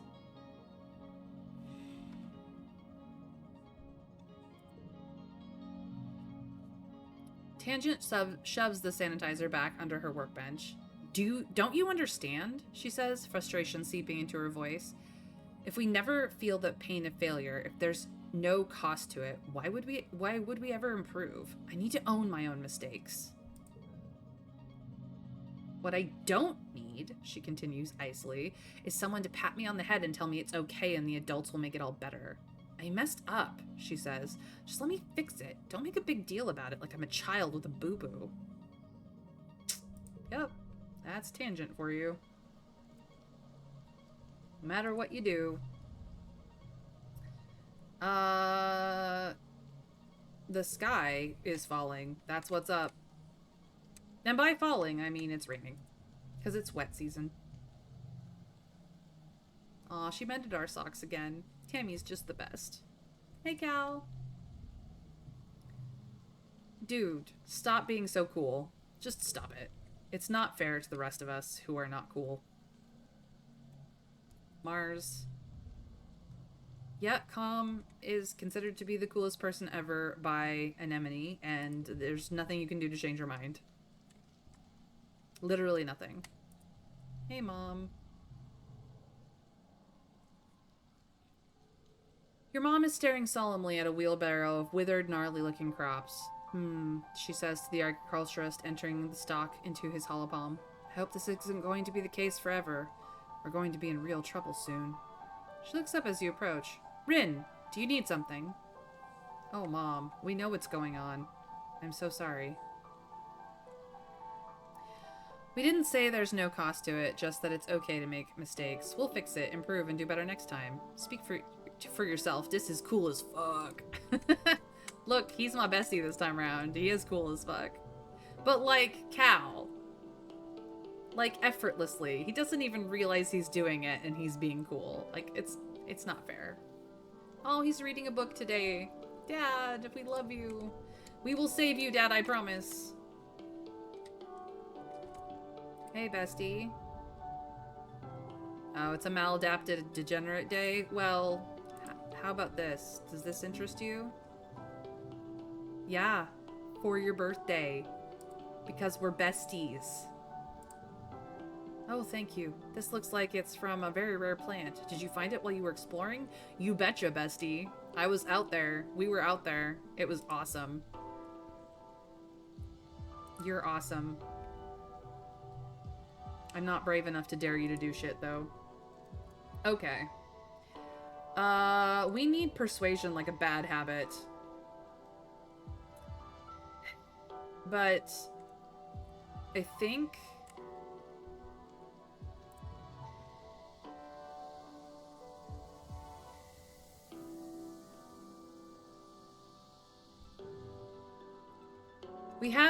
we can go back to humanities class and continue making friends with Tangent, or we could actually go here and work in the depot and make friends with Mars. And get some kudos. And some organizing, which we need.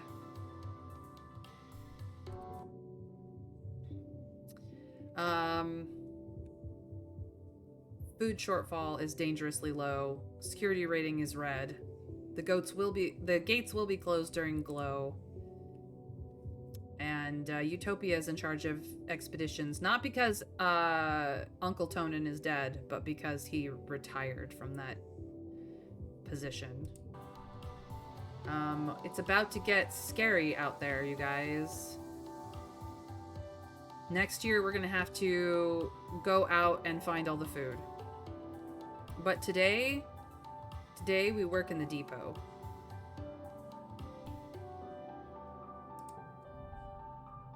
Seek rolls their eyes when they see you report to the depot for your first day as a clerk. Oh, it's you. They deadpan. Well, at least you might learn something useful while you're here. The depot is where the precious nanoprinter lives. Seek lords over it like a tyrant, and they don't like children. They load the depot module on your holopalm and walk you through the process. People submit requisitions for the nanoprinter through this portal, they explain. It's your job to program the correct routine into the nanoprinter to fulfill their order. Then, you mark it as available for delivery or pickup, depending on if we have a delivery person available. Seek grumbles. And we almost never do. With that perfunctory explanation, Seek leaves you to figure out what to do on your own. It's okay for the first hour or so, because no one puts in the requisition at all. It is pretty early. Maybe everyone is still asleep? We could catch up on some sleep, which might lower our stress. We could catch up on some homework, which I don't know what stat that will affect, but it'll affect something. Or we could clean and organize the depot, which will bump up organizing, which we have 1 in. This actually might be reasoning, which we have like a 7 in. I'm gonna organize though, because I want that organization bump. So here we go. There isn't a lot to organize, but you don't store a lot of stuff here, except for the things that people need all the time, like toothpaste. You find a bucket and start to mop the floors the old-fashioned way, because there's nothing wrong with taking pride in your work. You're jerked back into reality by the haptic pulse through your holopalm. Your first order. You excitedly open the holopalm and read it. Elbow grease, 1 gallon, it reads. From Cal, Geoponics, delivery ASAP. We don't have enough reasoning to not know that this is silly. You fix the requisition in your holoscreen and fire up the nanoprinter. Huh, there must be something wrong, because you're not finding anything under... You're about to punch in the parameters for something similar to what's in the requisition when you hear someone laughing behind you. OMG, Mars exclaims, leaning over your shoulder to look at your holopalm. Are you serious? Are you kidding me right now? Like, Rin, that's not even a thing. Mars snaps her gum in your ear as she reaches over and dismisses the requisition. Here, I saved you from being a nullhead today. Now you owe me one. She says, I take payment in acts of service.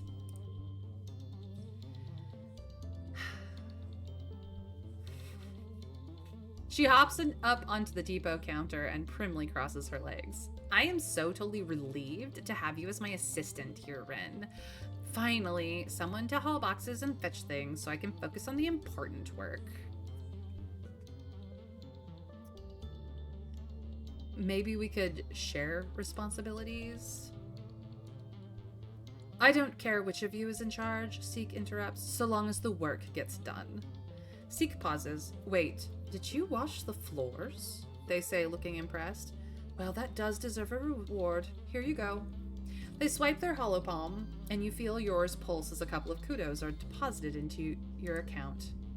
Mars can hardly wait until Seek is gone to giggle.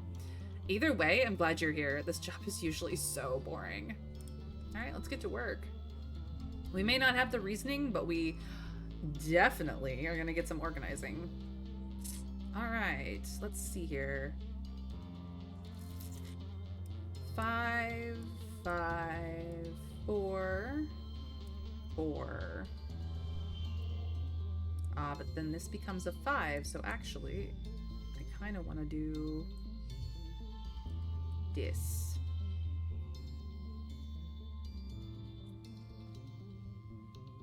Yeah, super gold.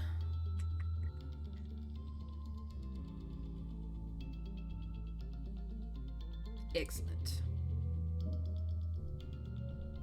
Got extra organizing and some persuasion and some kudos. So maybe we can buy the photo phoner. It's been a long month of being cooped up indoors while it poured rain and everything got too muddy and gross to play outside. You and the other teens are in the lounge again, and everyone's getting a little antsy. Tangent and Cal are bickering about something, and Dis must be bored enough that he's letting Mars paint his fingernails.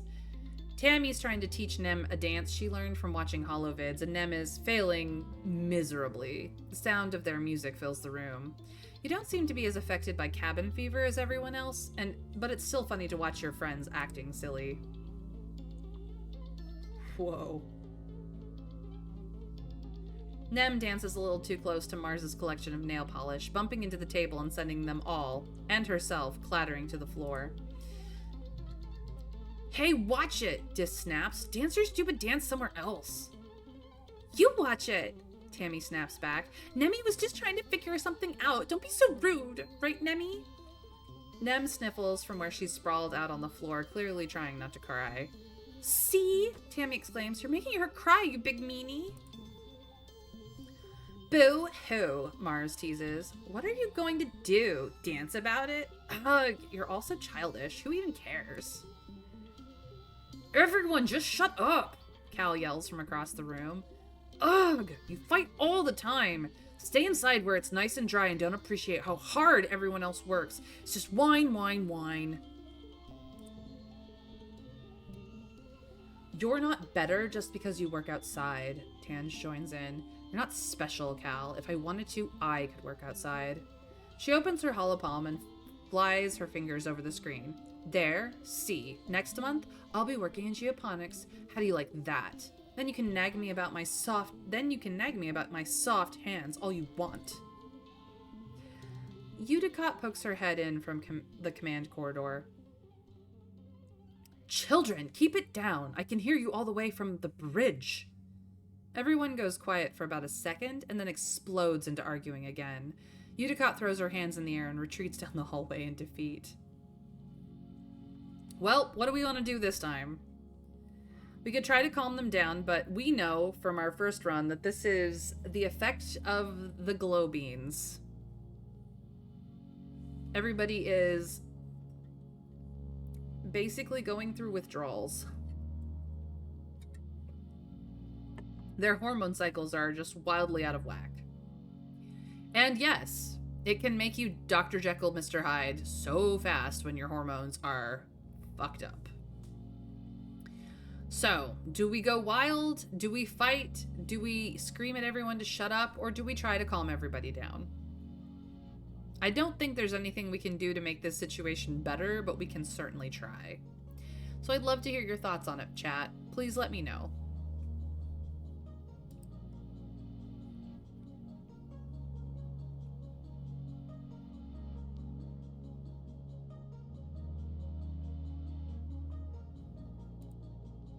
Get a gun, commit a crime. I'm not sure I have that option, Raptor, but, you know. There's almost certainly no right answer, just curiosity about your approach. Be grumpy and tell them to shut up. 1, maybe if they go wild, they'll get it out of their systems. Unfortunately, Winter Fairy, because glow beans has become such a part of the daily eating habits of everyone in the colony, this is not something they can just easily get out of their system. We are one of the few people who have stuck to soy rations.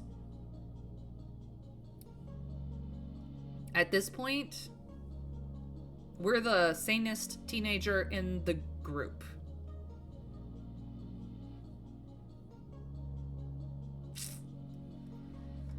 I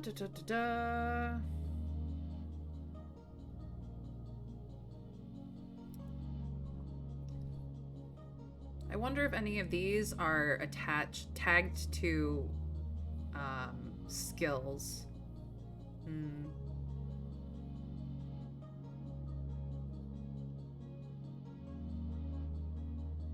I only have a 35 in empathy, but I do have a 57 in bravery. I don't have a high combat score, but my toughness isn't terrible.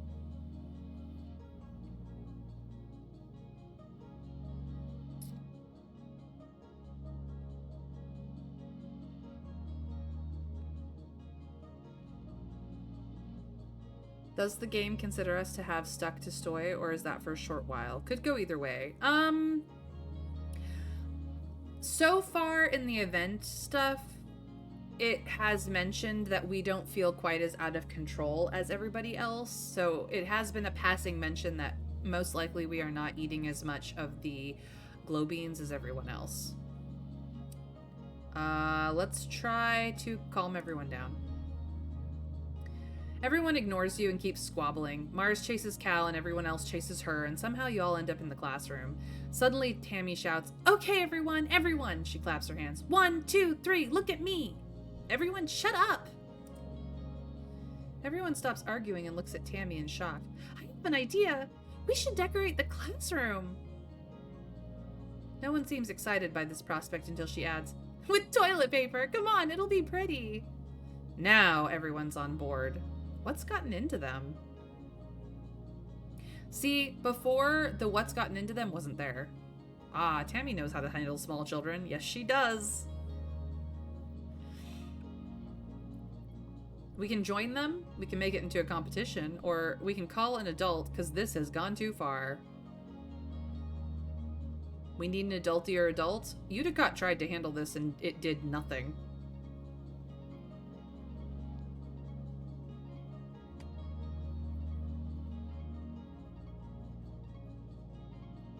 We're all mature and not hopped up on pixie beans.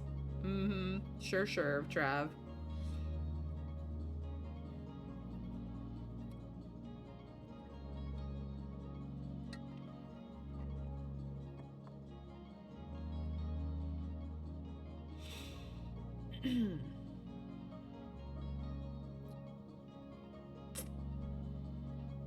Well, I'm gonna call an adult. Everyone boos as you run out of the classroom. What's gotten into them? Ah!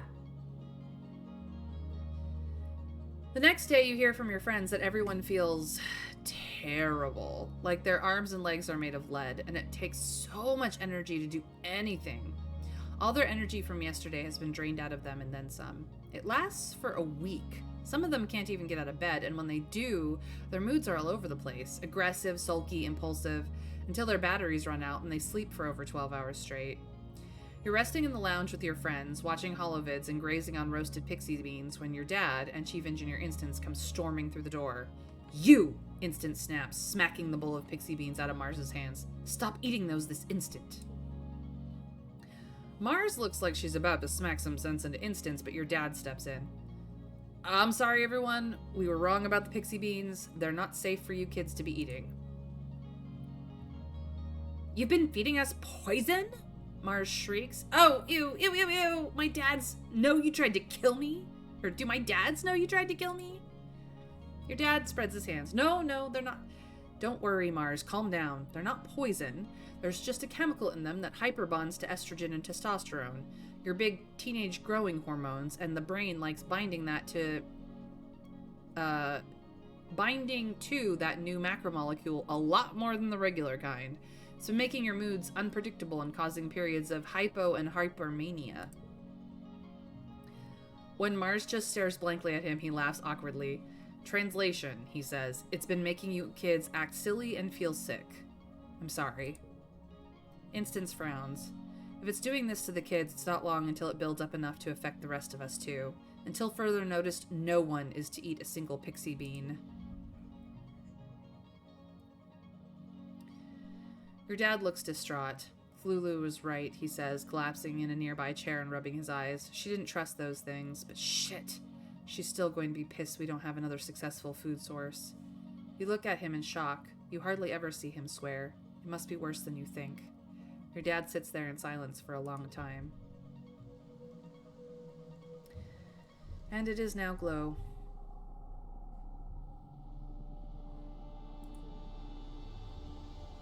Well...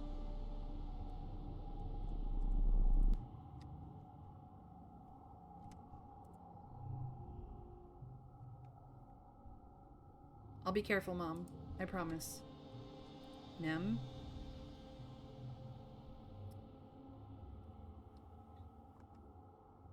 What's up, Nem? Hey, Dis. Yeah, it is easier to read in the dark. I do it every night. I read a lot of fanfiction. Okay.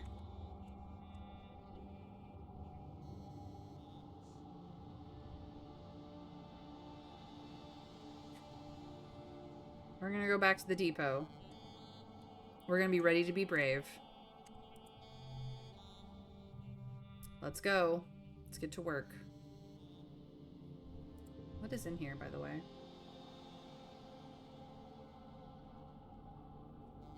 This is +3 bravery and ×2 bonus for straights, +10 to all social skills and to social challenges. Persuasion and straights. This is just to social cards.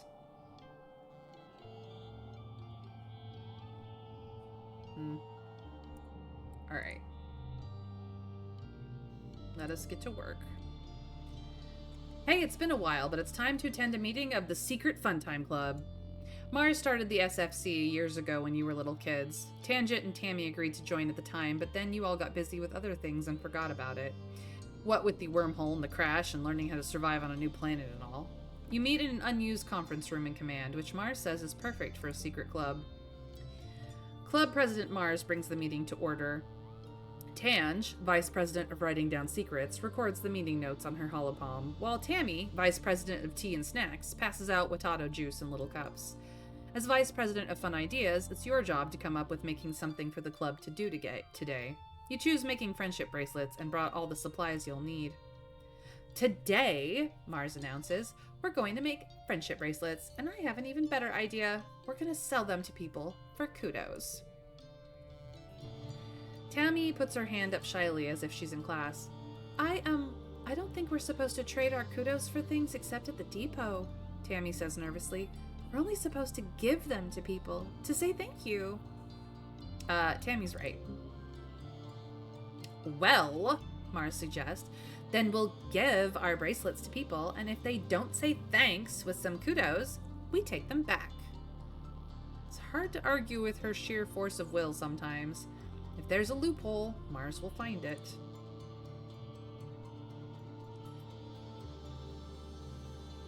Yeah, I don't think there's a way out of that conversation that doesn't get Mars her way, honestly. The four of you spend the afternoon braiding bracelets out of recycled bits of wire and bright plastic packing straps. Tangent dutifully counts each one on her hollow palm, while Mars motivates you to work harder and faster. She promises 2 kudos to whoever makes the most bracelets. Tammy is already way out ahead. Now, I could work my butt off for the bump to creativity, but I would much rather let Tammy win. Because she's sweet and I love her. But, chat, you have a say in the matter. Also, there's an ad break in about a minute. I know, right? It's Tammy. Like, come on. I would like her to be happy. Tangent is Tangent. Mars is Mars. They're kind of the last two, but like, it's Tam Tam. Let Tammy win? Yeah, that's what I thought. We're gonna let Tammy win. Tammy's deft fingers have practiced this so many times, she doesn't even need to look at her work. She's a bracelet weaving expert. Her color choices are a bit random, though, resulting in questionable combinations like olive green with hot pink. Mars takes all the bracelets at the end of the day. After I sell these, she says, I'll put the kudos in the club treasury. Meeting adjourned. You ask Tangent and Tammy if they think Mars is actually going to sell them. I think so, Tange tells you, but the club doesn't even have a treasury. She'll probably just keep the kudos for herself. She doesn't seem to care. So Tammy has good ears but may possibly be colorblind? It's possible. Or it's just that she doesn't worry about, ooh, hello. A preview of what Cal will turn into, I'm just saying. Thank you, Vin.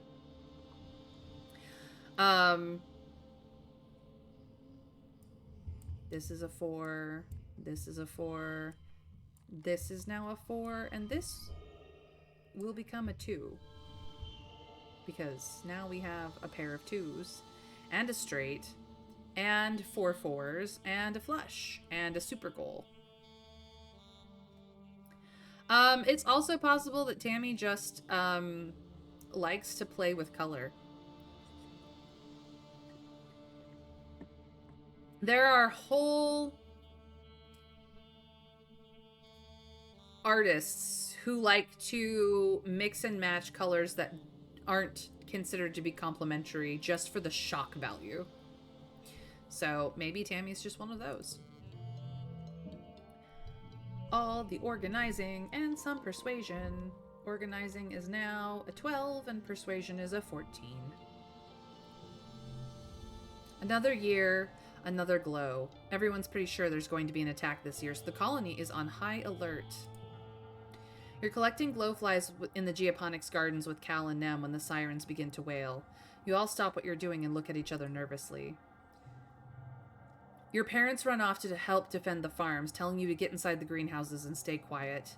Nem declares she's going to the walls to watch the soldiers fight. She knows a good spot. We're going to help defend the gates. You scramble down from the walls and are immediately faced with a seething wall of hop eyes. You kind of thought they were only a handful of these usually peaceful creatures in previous years, but there's swarms of them now. And not just hop eyes. Once your eyes adjust to the chaos, you can see large creatures that look like walking bushes. These wide centipede-looking things with long spider legs and at least one giant many-eyed thing that's hovering clear off the ground, defying gravity. They all seem to be incited into a frenzy, attacking everything in sight and trying to get through the walls. It's dark and chaotic. Calm sees you through the fray. Rin, he shouts, get to safety. Aw, dang it, I don't have the combat for this. You're suddenly not sure this is a good idea, but then you look up and see Nem shouting encouragement up from the wall. Do we bravely fight or do we bravely run away, you guys?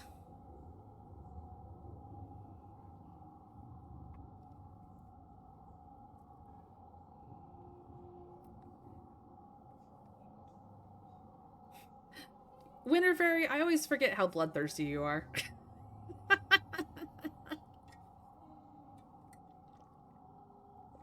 You're a rebel. I'm slightly rebellious, yes. Okay, I guess we fight.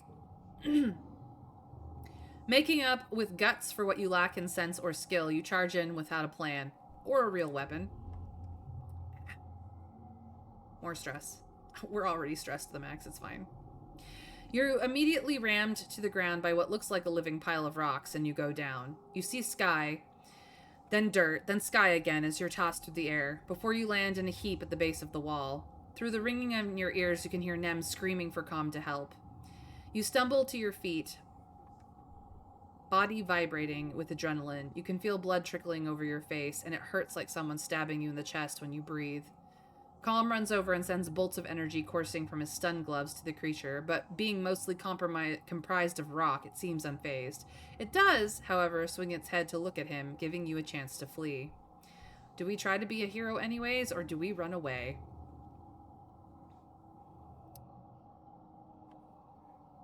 Yeah, slightly. We're mostly neutral.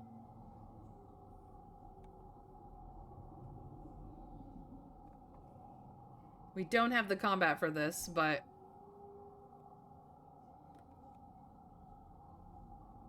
yeah, impossible challenge.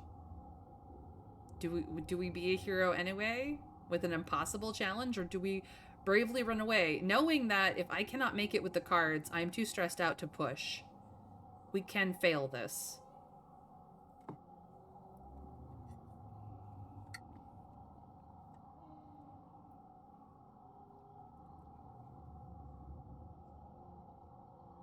Kombucha is trying to save us because we decided to be a dumbass. Nah, skill levels just perk unlocked and option unlocks. Actual ability isn't skill level but card related. Alright, time to be a hero anyway. Gotta get an 89, but we do have a lot of logs, so this is probably possible. Alright. 4, 3, 2. This is a straight, and we also get 2 flushes. We get bonus from pairs.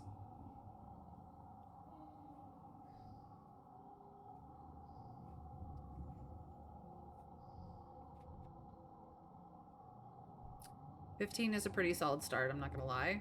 So, next round. Here we go.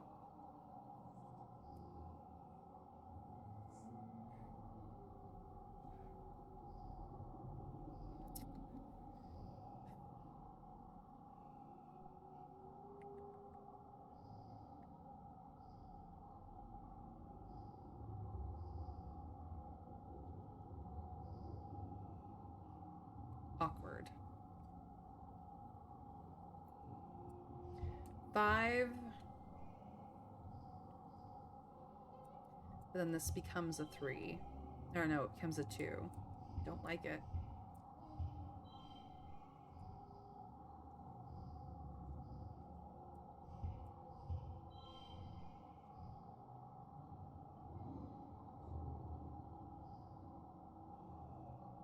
Awkward. But I can do this. So we get all of that. I don't have an egg to make this a red. But I could make this all 5s. So I'm going to. Watch this shit. Even better.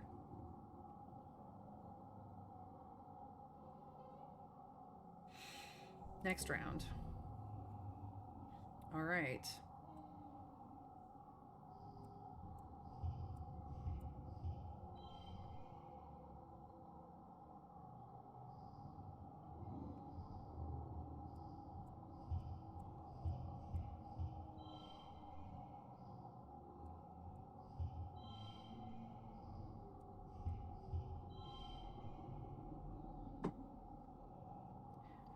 Okay.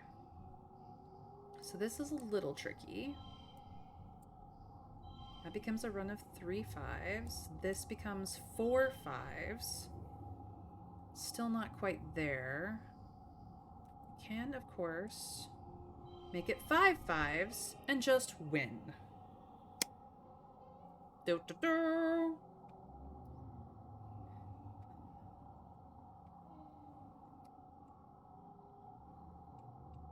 I win. It was supposedly impossible, but I did it anyways. We used up some logs and a blue blobber fruit, but we did it. Thank you. And we got a little bit of combat. We would have gotten more of it, except we're also injured, so that kind of canceled the bonus out. Your broken body is leaking like a garden hose, but somehow, you manage to improvise a spear out of a bit of rebar from the ever-present construction and throw yourself at the gargantuan creature. You and Calm duck and weave around the monster, him getting its attention and you jamming your spear into its armored body, looking for weak points. It seems impossible. The thing is all rock! You can feel yourself beginning to lose hold of reality, your vision fuzzing out at the edges. Finally, Calm yells, "There!" as it roars. You lunge for its snap-jaw mouth and jam the spear in and up. You can feel its flesh parting as the spear lodges up into its brain cage and sticks. And the spear is ripped out of your hands as the creature howls in pain and rears up on its hind legs. With a mighty crash, it collapses to the ground.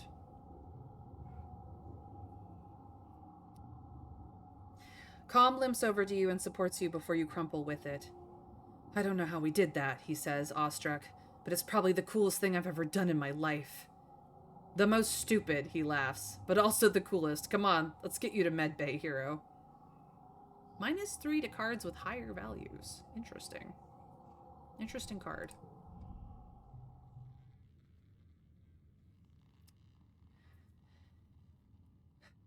And the penalty isn't really something that matters. Yeah, no, we don't have a lot of cards that high.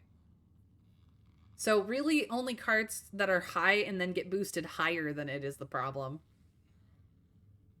Your parents are arguing quietly at your little table. "I'm telling you it wasn't a fluke," your mom says. They're not just wild animals. They have a plan. The fields, the lights." "Okay." Your dad replies, taking her hand across the tabletop. "We'll have to tell people what we saw in geoponics." They look up, noticing you in the doorway. Your dad's worried expression quickly changes to a smile. "Hey, Rutabaga." Then he sees that you're limping, still a little loopy from the medbed. "Rin, what happened? Are you hurt?" We're going to not answer that question and just ask what happened in the fields. "Oh no, cards that are higher than 9 get penalized?" Exactly. I saw and heard card and thought GPU. I might be getting into the idea of building a new PC. Oh, Raptor. Oh, Raptor. The rabbit holes that we go down to play our games. "'Tis but a scratch." "A scratch? Your arm's off." "It's just a flesh wound." "Come on, I can take you." Gotta love those Brits. What happened to the fields?" Your mom stands up. "Don't worry about that," she snaps. "Get to bed. It's late. And we have a lot of work to do tomorrow to clean up." My current PC is mid-end from like 2016. I might be due for an upgrade.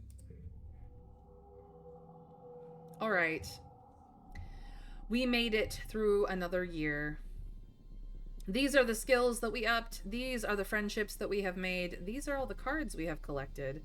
Overall, we've gained 26 kudos, 68 stress, and 10 rebellion, -1 food, and +0 defense. But we are now 14, and everyone's getting their glow up. Part 1. Hello, Mars. You finally grew out of the chub, although you were very cute. Sending you to bed when you clearly need medical attention? What kind of mother is this? Well, we've been patched up enough to be sent home, Trav, because there are other more wounded people. So honestly, the minor limp that will work itself out is probably fine. I got a new laptop recently. The one I had before died. Black screen, nothing worked, even when plugged in. Yeah, that can happen, Winter Fairy. Ugh, Mars whines. Nothing ever happens here. Please, please, please, just anything. I'm dying here. I've watched every holovid, and I've done every quiz on every holozyne, and I'm so tired of being a teenager on this stupid rock.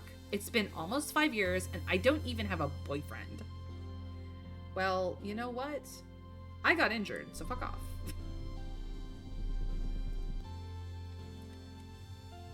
Tammy! Look at her. Look at how pretty she's becoming. Oh my god, she's so pretty.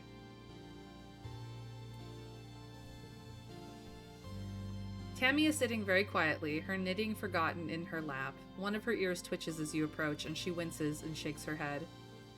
I keep getting the feeling that someone is coming. Like they're looking for me? She says, rubbing her ear. I must be hearing things. No, I'm pretty sure you're not. I'm pretty sure it's true. Interesting. We get to see all of her stuff. Tange. Going full, I can't deal with hair anymore. Tange watches a stink roach skitter behind some nearby boxes, a look of intense disgust on her face. I hate it here, she spits, shuddering. Giant bugs, constant peril, climate. We were better off on the ship, she grimaces.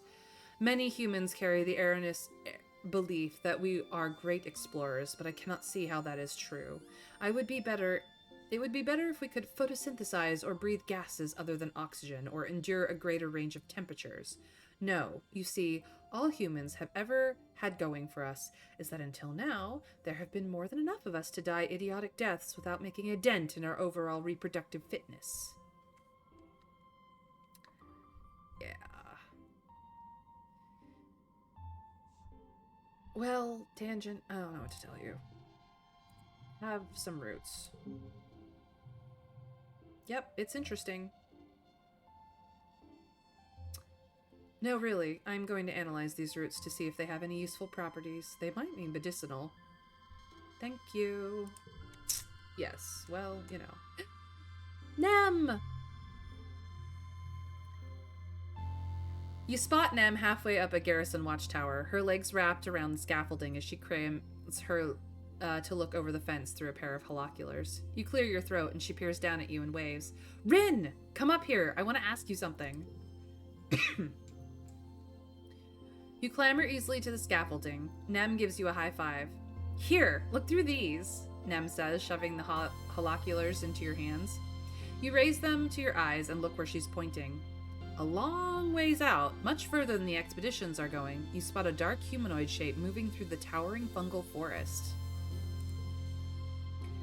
See him? Nem asks. It's Dis. I swear it is. He's always sneaking over the walls. So what? Nem stares at you. So what? She repeats aghast. He's gonna get in trouble. Only if you tell on him. Well, yeah, Nem sputters, but someone should. The adults say we're not supposed to go outside the colony unless it's on expedition, Nem says, taking the holoculars back and looping them around her neck. And Dis just goes wherever he wants? What if he gets hurt? What if he dies? She wrinkles her nose. What if he picks up a weird alien disease and comes back with 3 heads? Nem scratches her cheek where acne's made her skin dry and sore looking. Ow, she mutters as bits flake off. I just don't know what to do about it. What do you think? We should go after him.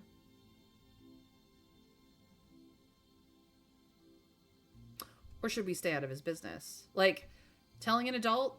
We're not gonna tell on our bestie. Try to convince him to stay inside? What, are we trying to torture him? We either stay out of his business, or we should go after him because we're his friends. What do we think, guys? You're gonna head out and play some Siege, Dragon? Well, have fun, Dragon. Get good, scrub. I know you're gonna be fine, but, like, have fun, Drag. I will miss you, but enjoy yourself. So what? So do I. I know, Trav. Like, that should have been one of our answers. Dis seems to be surprisingly good at fitting in with the local ecosystem. They seem to not be too bothered about him. He's more respectful than most of the colonists that wander out into the wild, so I think that that's kind of the understanding. Either follow him or stay out of his business. I admit to being curious about where he's going. Could be interesting. It usually is. Yeah. All right. Well, we should go after him.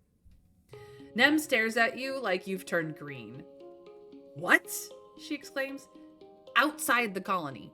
By ourselves. No way. Nuh-uh. It would be fun. Nem shakes her head. Nope, not even a little bit. No one would even notice we were gone. Nope, nobody, nope. Nem sing songs. Come on, live a little. Yeah, I'm getting the rebellion now. Nem punches you lightly in the arm. International House of Nope, dude, she says. We're gonna die a little if we go out there. The colony's got rules for a reason, Nem says, staring off into the wilderness. If we do our own thing and don't care about the rules, we're all gonna be toast. Kind of like a sports ball team. We're all doing different stuff, but we all gotta play by the same rules so we can get as many points as we can. All right, I'll go by myself. See ya. Take care. I'm gonna head off to gamble too. Being a silly little pengu gambling his life away calls to me. TFT time. Well, take care, Raptor. Have fun. Enjoy your TFT. Anemone, Rin. You look down at the ground where a passing colonist is waving up at you. You two get down from there. It's not safe. Okay, sorry, I'm on watch. Nem shouts back, indicating her holoculars. She shoots you a smile. I guess we should get inside the watchtower, huh? Oh, hey. We learned her more.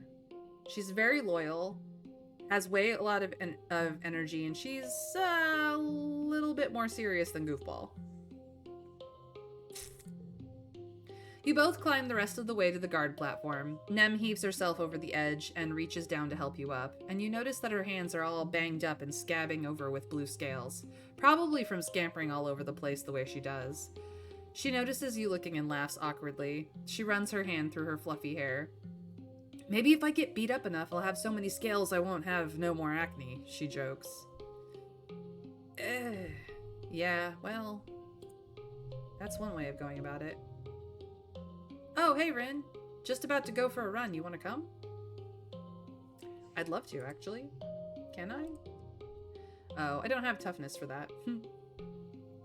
Where are we at on that? 51? Could be better. All right. Well, time for stuff with Dis.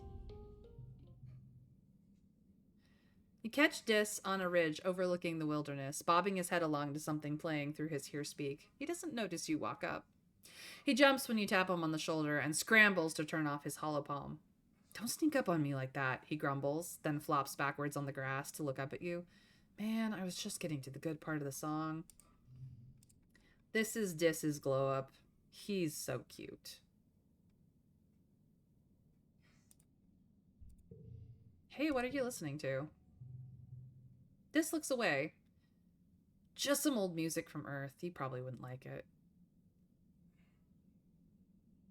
Yeah, I can't actually do anything useful. I'm too stressed, so we'll probably will rest after this. Try me.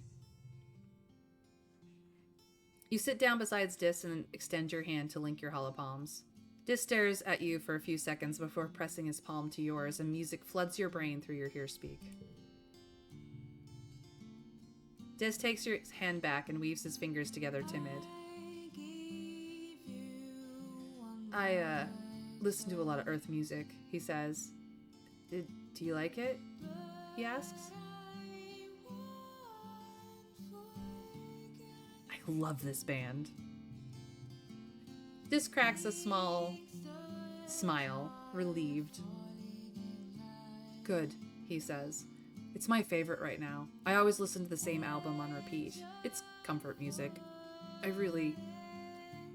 like her voice. He stares into his lap. Sometimes I feel like the lyrics are about me, he admits. They're just so deep. Like my soul really gets this kind of music. Plague! Your Wi-Fi went kablooey and yet you're back? Well, welcome back, Plague. Sorry about your Wi-Fi.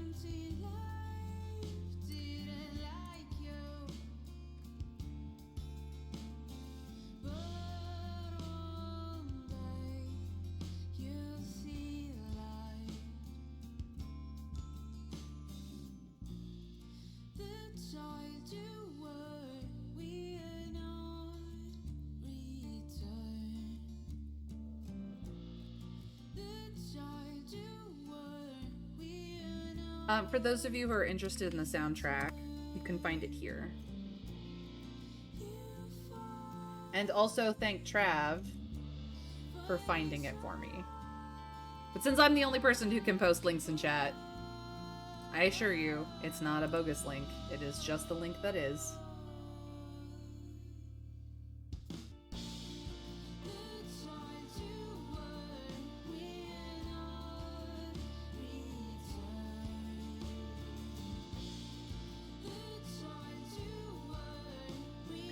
The stream has like a singular pixel. It's been going on and off, so I might only be here for like a few minutes. Hey, Plague, I hope that you stay safe out there while the internet is down. So, please be safe, and I hope that it stabilizes in the near future for you.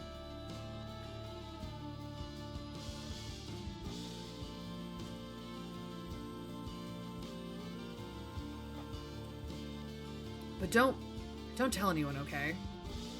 Makes me feel better thinking that someone knows my pain, even if it's just a dead Earth woman. Sounds deep, man.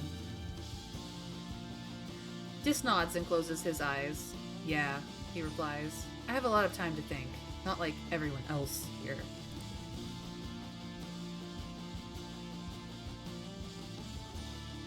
It's the best that you get to see the full art before all the stuff comes back in. We could introduce him to some new music. Or we could hold his hand.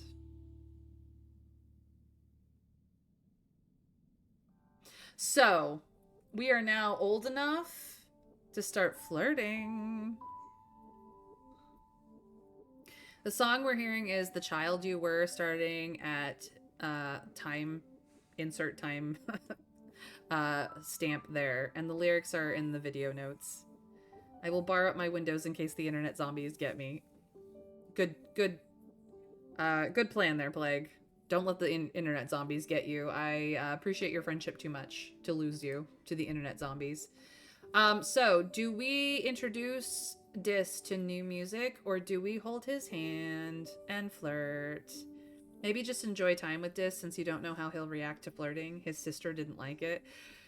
Dis and his sister are like diametrically opposed when it comes to the flirting. Dis is fine with flirting.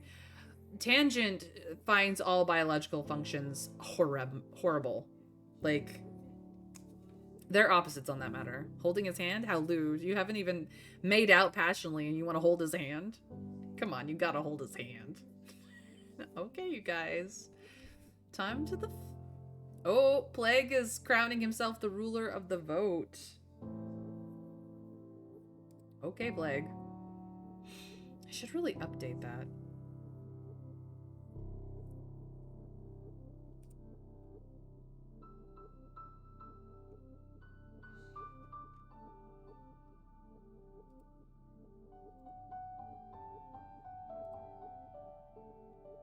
He gets embarrassed, but he enjoys it. Well, I mean, we're only 14.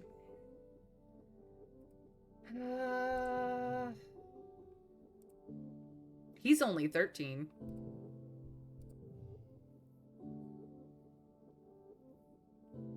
Well, you reach out tentatively and link just your pinky fingers with Dis, feeling him tense up beside you.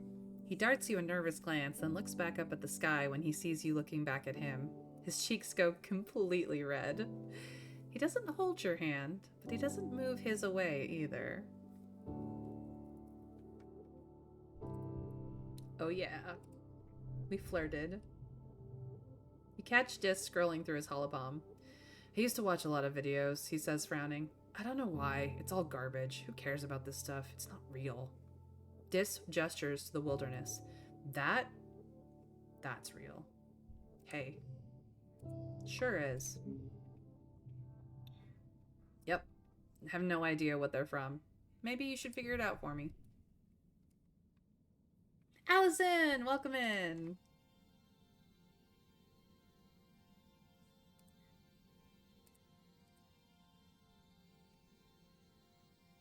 Uno momento, por favor.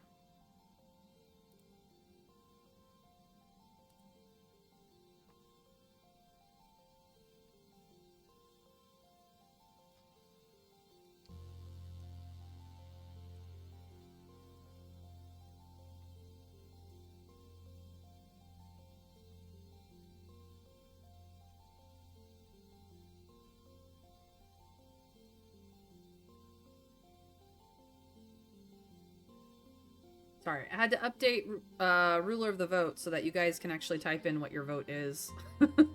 Should have done that ages ago. How's the run going? So far, so good. We just had a very sweet moment with Dis where he shared music with us. We could have shared music back, but instead we decided to flirt. Alright. Gotta talk to others. But we just turned 14. Yes, we're stressed AF. We're gonna do something about that in a moment, but everyone just got their teenage glow up. How saucy of you. Oh yes, I'm a saucy gal. You spot Cal kneeling in the dirt, digging up root vegetables and frowning. They're so small this year, he says, holding up one and examining it. Maybe there's just not enough nutrients in the soil? Is it something we're doing wrong? I wouldn't say that. Hey, Dad. Your dad is sitting on the fence overlooking the animals' paddocks and chewing on a piece of grass. Oh, hey, Sugar Bean, he says, patting the fence next to him. Come to take a look at the wild, dangerous aliens?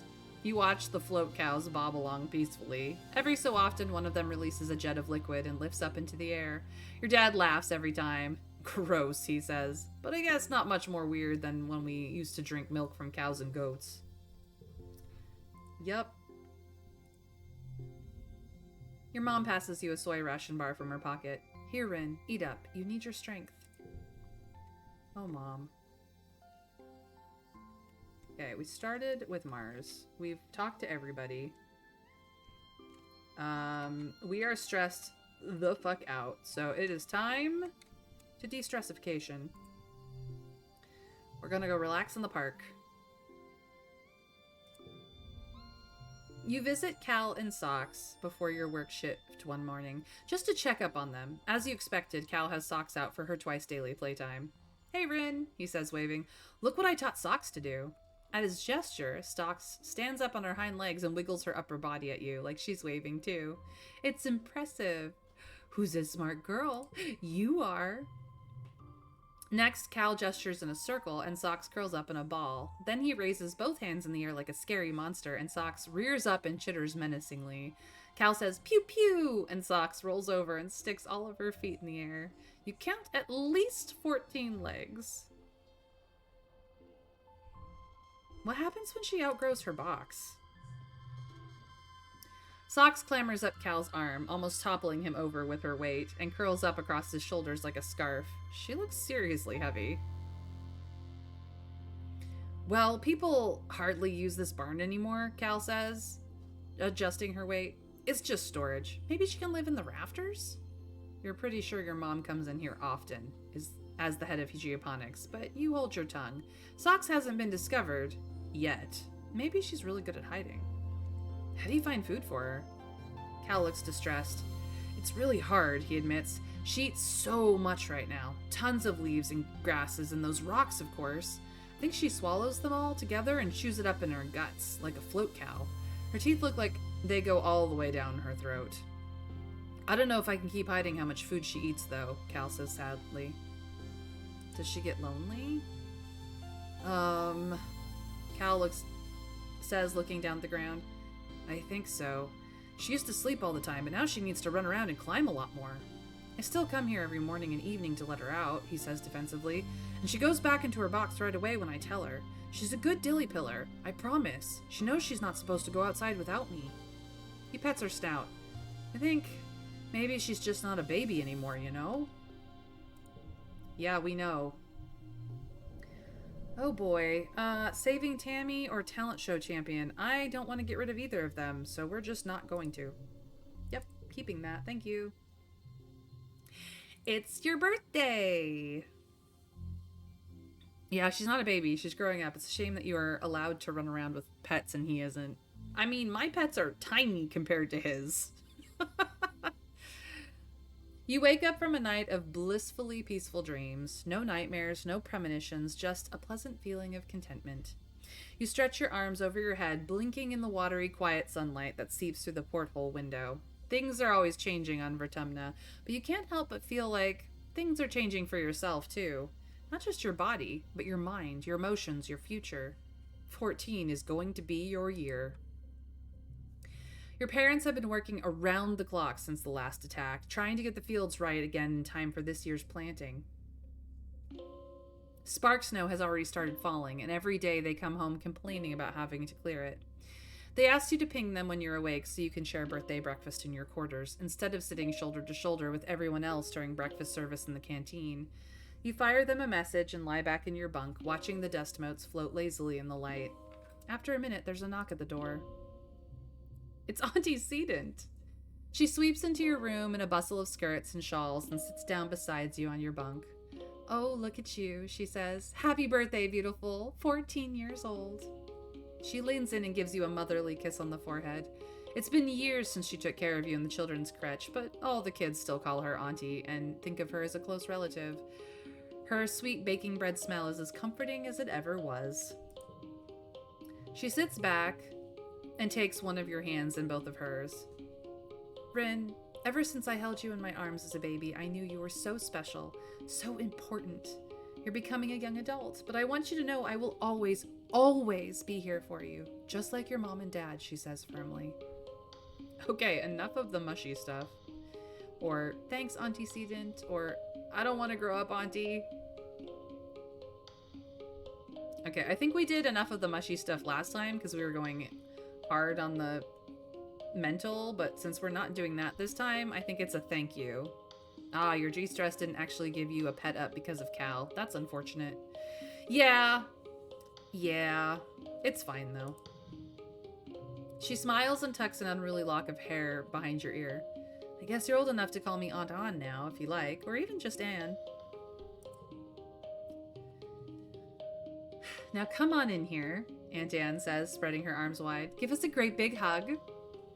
You hug her, enveloping yourself in the warm and familiar softness of her. Over her shoulder, you see Nem standing in the doorway. Well, her hair, anyway. She's been growing it out, and there's no hiding it behind a corner. She skips into your quarters. Happy birthday, bud, she says, bouncing on your bunk. Way to get older. Enjoy being 2 years older than me for a few months. Thanks. I thought you were on your way to Medbay? Anne tells her, and Nem shrugs. Anne turns to you. Annie is supposed to get her menstruation sensation implant today, she says. Mom, gross. Mom, Nem hollers. Gross, Rin doesn't want to hear about my period. Anne smiles fondly at her daughter. It's nothing to be ashamed of, Annie. Getting your period is a beautiful thing. It reminds us that we have the ability to make life. It's a sign you're growing up and becoming an adult and ready to take on the responsibility of taking care of that life. Nem wrinkles her nose and throws herself on your bed. I am never making life. Ew, pass. Do we flirt? Or do we go, are you scared? Yeah, May isn't convinced. I am so not convinced. I am technically 2 years older than her. She's still 13. Or rather, she turns 13 this year, so... To flirt or not to flirt, chat, that is the question. If we start the flirting game now, Vase might not have a chance.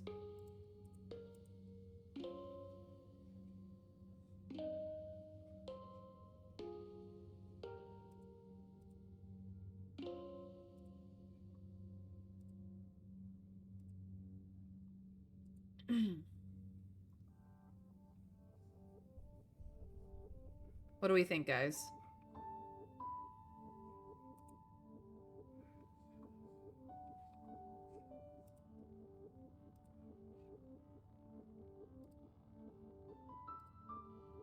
Yeah, but the flirting is about having kids, which she just heavily expressed the desire to avoid, not a very good flirt. I mean...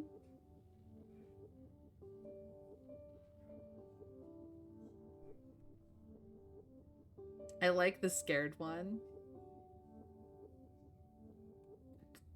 She does not like to back down from challenges.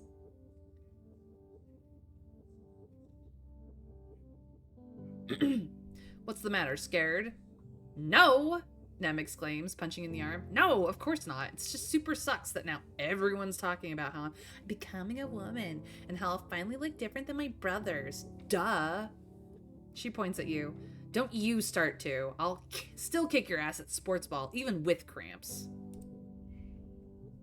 Your parents finally arrive, still damp from the fields and bringing in the smell of crisp, tangy snow on their clothes.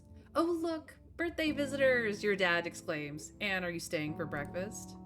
Anne reaches into her bag and brings out a stack of tiffins. No, thank you, but I brought your order with me from the kitchen, seeing as I was stopping by. She pats your hand one more time. Happy birthday again, Rin. You'll always be my baby, even when you're all grown up. Your mom shakes her head as Anne and Nem leave. Oh, Anne, she laughs, sentimental to the core. Best hope she doesn't double dare us.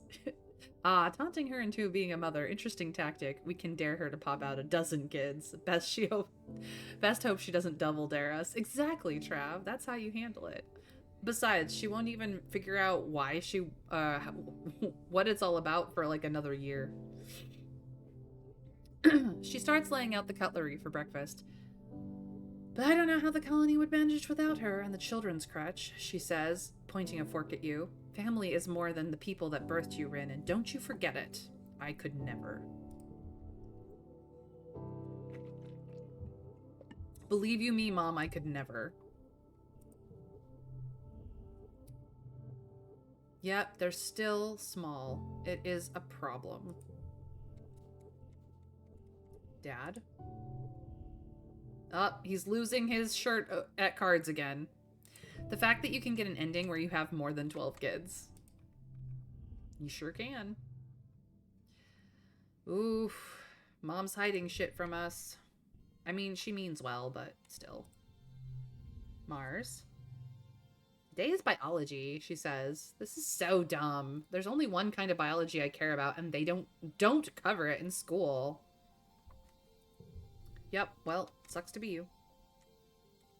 Tammy! Tammy beams when she sees you, like there's nothing better in the world than the sight of your face. Happy birthday, Rin, she exclaims. She comes in for her annual birthday hug, throwing her arms around you and giving you a great big squeeze. Here, I got this for you. She steps back and reaches into one of the many deep pockets of her dress, producing a little paper box. I made you this, she laughs, opening it to reveal a little snack-sized cake. It's only a soy cake, but it's a soy cake made just for you. You take a bite. Okay, it tastes just like a regular soy cake, too. Tammy did what she could with what the colony has. Tammy watches you eat the cake with a look of delighted satisfaction. You can share it if you want, she hints, smiling sweetly. If that would make you happy. Of course we will. Of course we will. Are you kidding me? Tam. I was just kidding. I made my own, silly Billy, she says, pulling out a second box. Let's just eat them together. Heck yeah, Tammy. Heck yeah. Let's see. Her birthday isn't for a little bit, so I can do this. Ah, I love flowers, even weird alien ones, and yellow is my favorite color, too. Absolutely, Tammy. Absolutely, we are friends. This is a thing. Tange. Despite representing only 2% of an average healthy adult weight, the brain consumes, at rest, 20% of all energy produced by the body, Tange says, looking down at the pressed protein bar in her hand. So many resources to maintain such a relatively small organ. It's inefficient, don't you think? If any one of us demanded such a large share of the colony resources, we would be reprimanded. The brain is how you function. Like, literally, if it didn't work, you would die.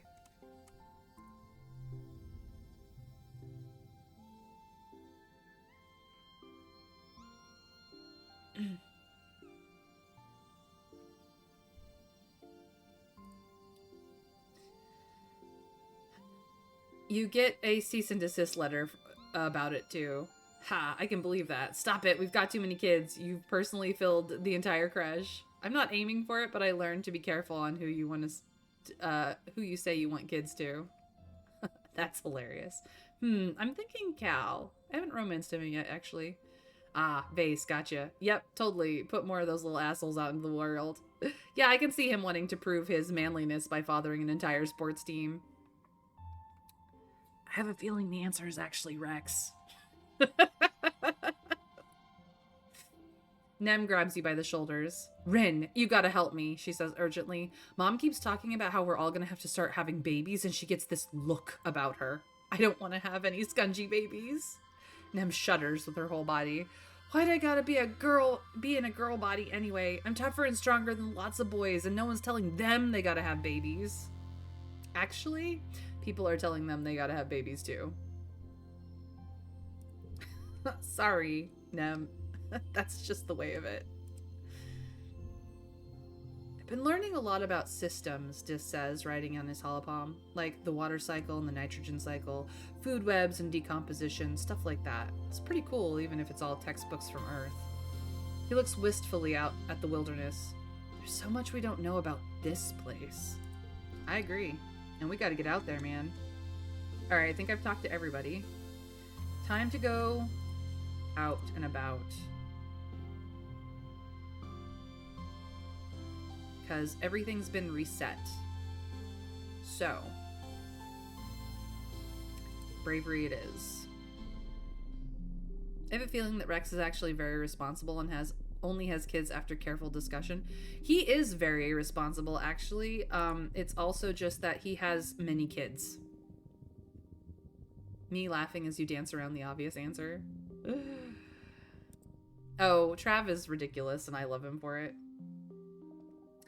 You overhear Utopia and Tonin talking logistics in the expedition office. Really more of a garage, just off the Autobus docking station. They're going over equipment, sign-out policies, now that the area is safe enough for more people to go hiking in the nearby jungle. People will just have to get used to keeping better track of things, Tonin explains patiently. I have faith in you to be able to manage this. Don't let people get you down, Pia. You're the boss now. That's her nickname, Pia. Or Paya. I don't know. Utopia smiles and ducks her head. She was born on Earth, but just barely. As the first and, for a while, the only kid in the creche, she and Uncle Tonin are really close. Utopia doesn't complain, not usually, but it's been hard for her to step in Uncle Tonin's shoes. She loves exploring, flying fast and stalking xenofauna, but there's more to being chief of expeditions than that. Must be hard being somewhere between the adults and the kids. To you, she's fully grown up, but to the adults, she'll always be little baby Pia, even though she's 26 years old. Flirt like crazy with her whenever you can. We could sure try. Alright. I'm gonna go for the collectibles and then decide what's important. There's a little bit more ability to get bravery on this map because it's part of the process. This is a de-stressification thing if we need it, which is nice, very nice.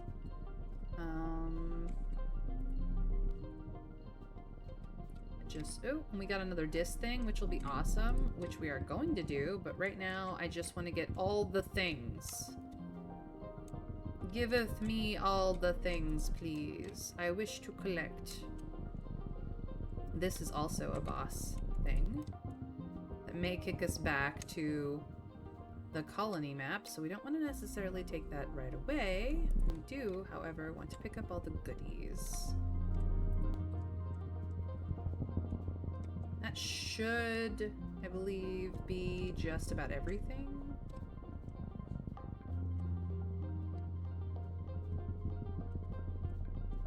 Nope. Almost missed one.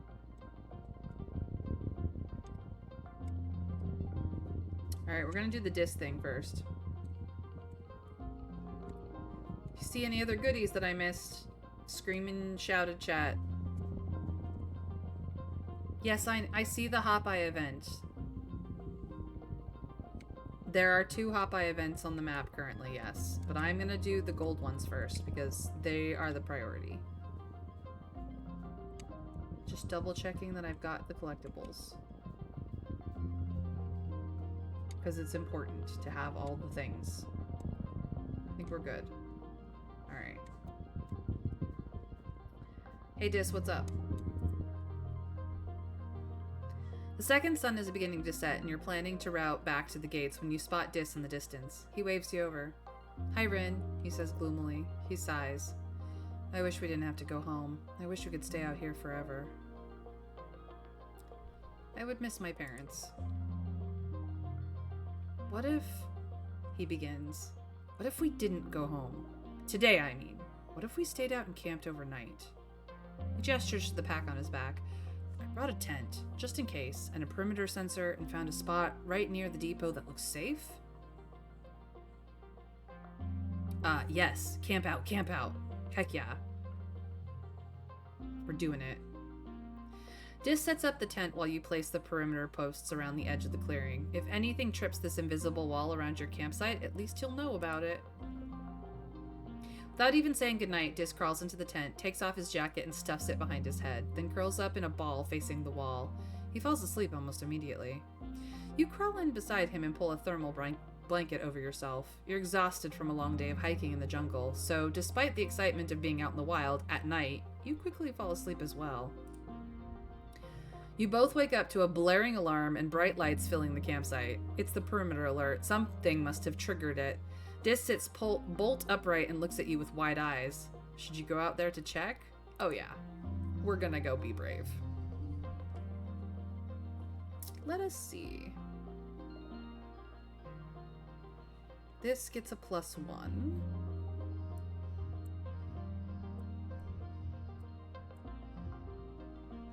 +2 to neighboring yellow cards. Let me see.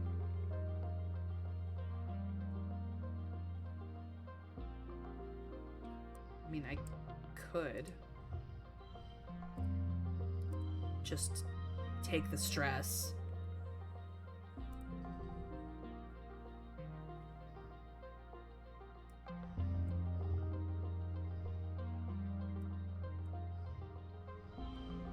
Pair of 4s, pair of 2s. Super gold.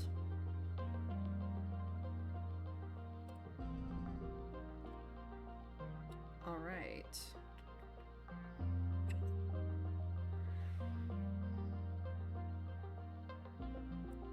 Five, another 5.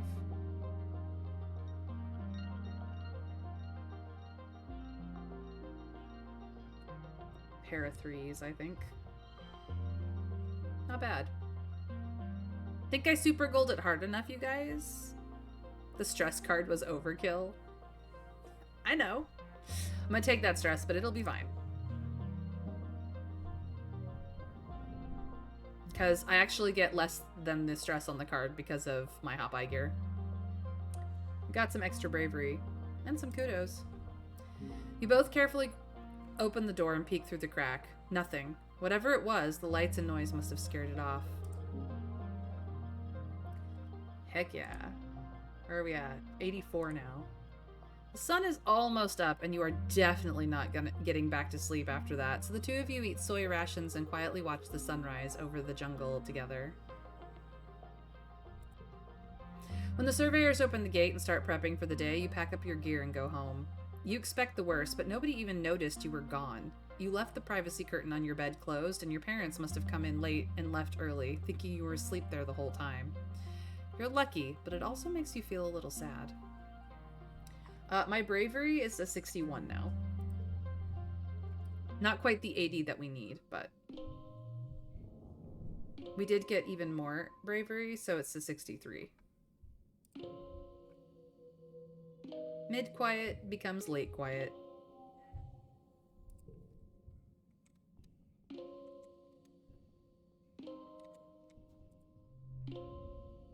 Dis is curiously studying a small bleached white animal skull. Look at this, he says and holds it out to you. There's mushrooms growing in this one. I didn't know that fungus could grow on bone. It's kind of like everything on this planet was designed to work together. He throws the skull back into the wilderness. Well, except us. Yeah, we're the transplants. The invaders, as it were. Plants are small. The earth plants are small. It's bad. Dad's reading. Good on you, Dad. Mom is not happy because she's panicking. Mars is... What do you think of my hair? Mars asked, fiddling with the end of one of the twists. I see you eyeing it. I'm growing it out. She sighs and buries her face in her hands. It's so boring here. I am literally watching my hair grow. Yep. Well, have a crystal. It is very beautiful. We're friends, Mars. Don't know what to tell you. Tammy is helping one of the children learn to read on her holopalm. 30 stars in the sky shine bright at night. Wonderful. You're doing great. She looks up at you and smiles. Hello. Do you need something? Just to see your smiling face, Tammy. Look at how pretty she is. Back out for the other boss or whatever else is out there in the de-stress? Yeah, definitely. Breaking a chemical bond both requires and releases energy. Whichever one is greater determines whether it is exothermic or endothermic reaction. Tange says, tapping her fingers against the laboratory table. I wonder if there are similar classifications for when the bonds between family are broken and new ones are created with others. She sighs. Chief Engineer instance is the closest I have to what a family is supposed to be. Sure, Tange.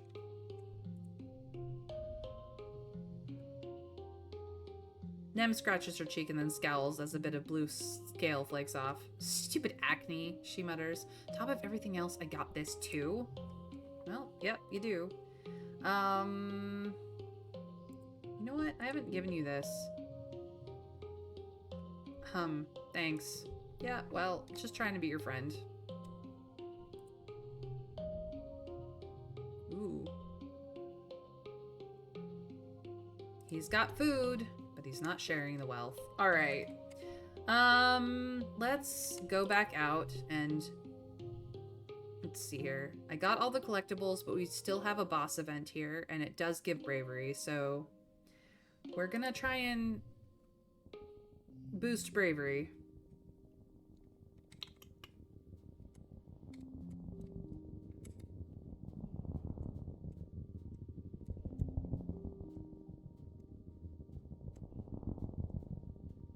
Yeah, we got this one. So let's see what this says. We can now attack it. Do we want to attack it? Or do we want to just eat some snacks while we watch? Because we don't really need the perception challenge.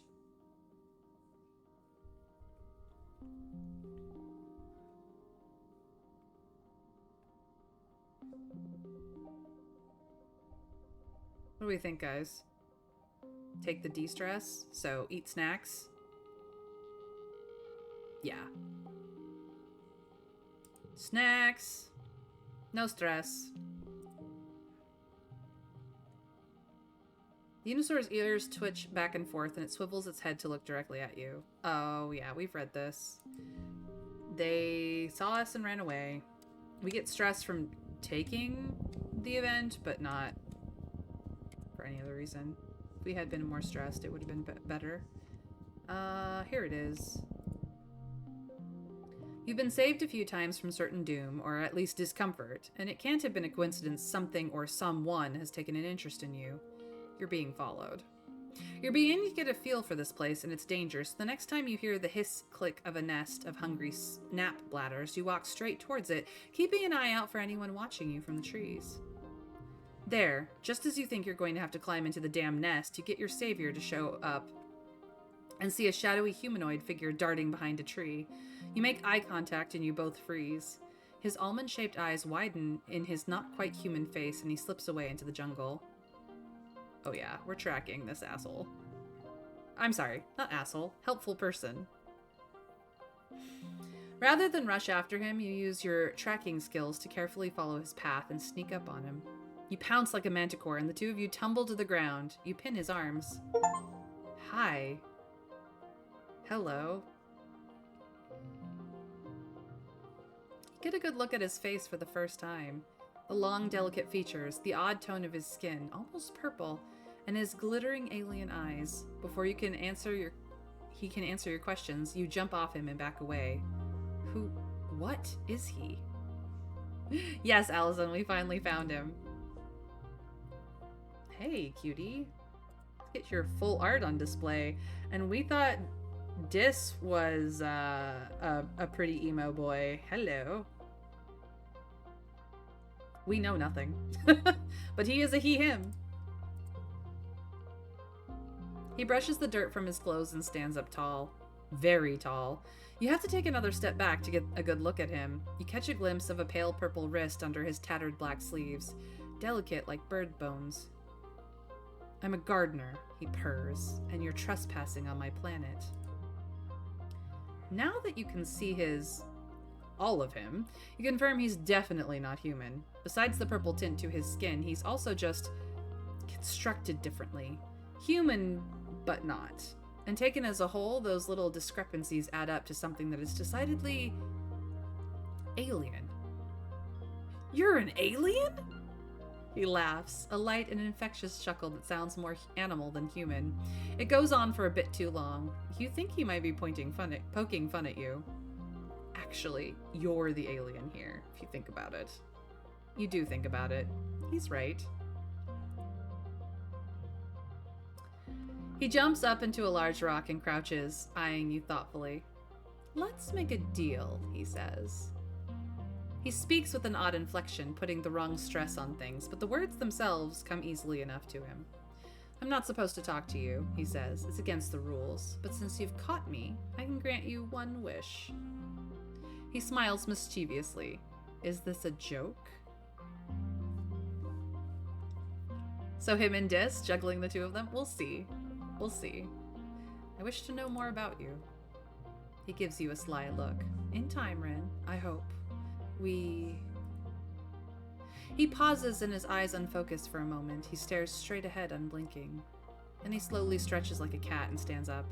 Well, this has been fun, but I'm afraid duty calls. He doffs an invisible hat towards you.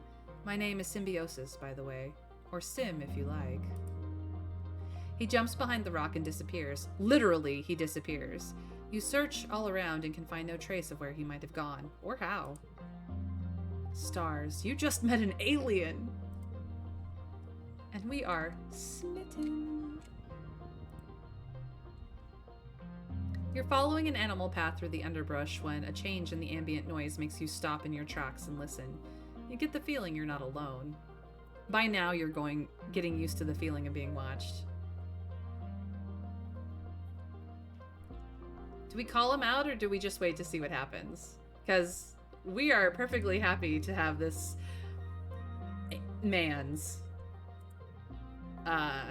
come see us. Allison, he's your boy. What do you say? I'm happy to consider your opinion.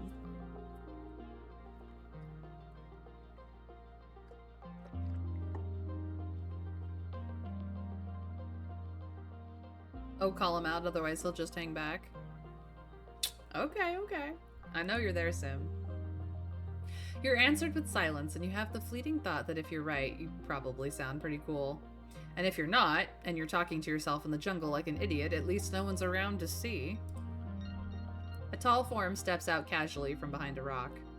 Why, hello again, says Sim, smiling. He bows to you like a courtier, a gesture that looks perfectly elegant on him, but nonetheless carries a deep sense of still being alien.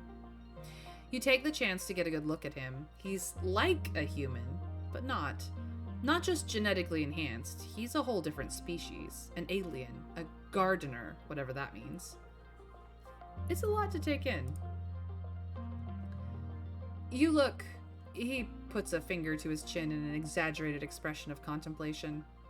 Like a wide-eyed sugar bug. Why can I not do this one? Will it tell me? No, it will not. Probably because I have not explained what I've seen yet. I just wish it would be like, you've not told anyone about Sim yet, and that would be nice. His hair slithers around the sides of his head like it's trying to get a better look at you.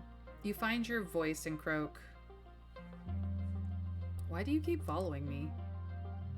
Because, my sugar bug, you're about to stumble into a nest of snap bladders. I thought you might need rescuing again. Sure enough, you realize you can hear their mewling up ahead. Even the nestlings can be deadly in numbers. And with that warning, I believe my job here is done. Sim purrs and turns to leave. Wait! You call out to him, but he disappears into the forest without a trace. Dang it, Sim! And now I can't... I can click on him? Here we go. Here we go. Okay, we're just gonna keep clicking on him until he can't anymore. You find Sim in deep contemplation of a piece of fruit. What would you say is the purpose of this fruit? He asks as you approach. Depends on whom you ask. To the tree, the purpose of the fruit is to house the seed and entice other creatures to ingest it, carrying it away from the tree to a place where it may take root. He holds up the fruit. To the bush bub, the purpose of the fruit is to nourish the body. They do not care for the seed at all. How then do we determine the purpose of anything? So we can take a closer look at him. Or we could say we brought him something.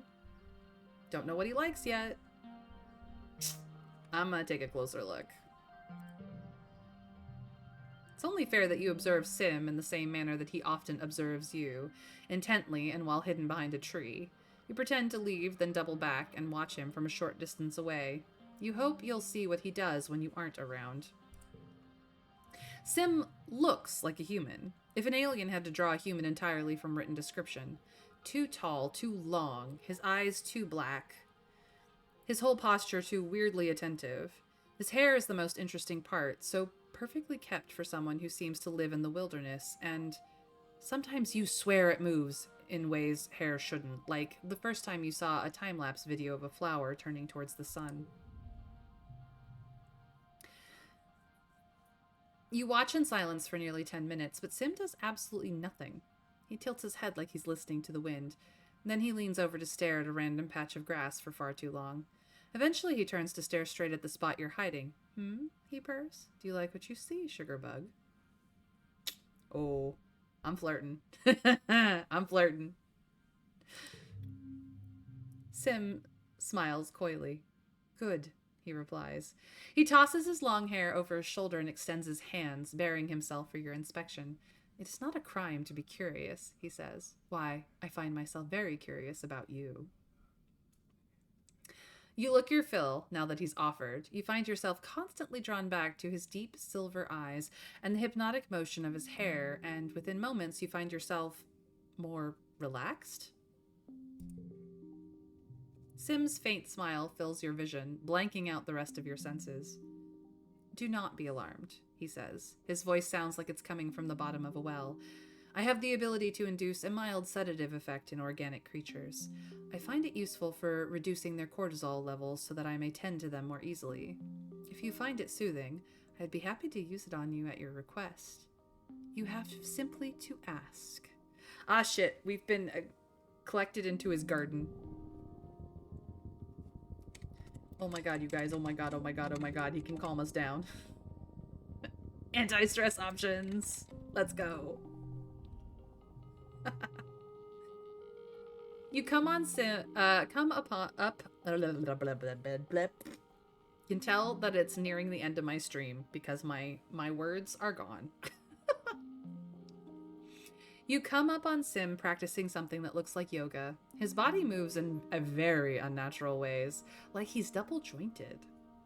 There is so much possibility in this body, he observes. I cannot help but think humans don't appreciate the limits of their forms. I feel positively nubile. We can get another card. Ooh, that's a fun thing. I want this card. We're taking a look. We got perception great enough. Let's go. This time, you catch Sim doing something weird and alien. You send a survey drone to follow him and watch through your holopalm as he heads into the forest. He comes to a still pond and crouches by it, staring intently into the water. Then, with a flick of his wrist, he snatches an eel from the depths and bites its head clean off. Then he looks up at the drone and gives you a jaunty wave as if he knew it was there all along. Wait, does Sim actually eat raw, living animals? Or was he just doing it because he knew you were trying to catch him doing something weird? You weirdo. As you approach, Sim holds a finger to his lips and bids you approach quietly. Look through here, he whispers. Through a break in the trees, a small colt-like unisaur is taking its first halting steps in a small clearing. Its mother stands nearby, her sides heaving and gleaming with sweat. Just a few minutes old and already walking, Sim admires. Incredible, isn't it? Yeah, it could be both. So we currently have a 20 friendship. We don't know his age, his birthday, his augment, question mark, his relationship with anything, his likes or his dislikes. So, here I brought you something.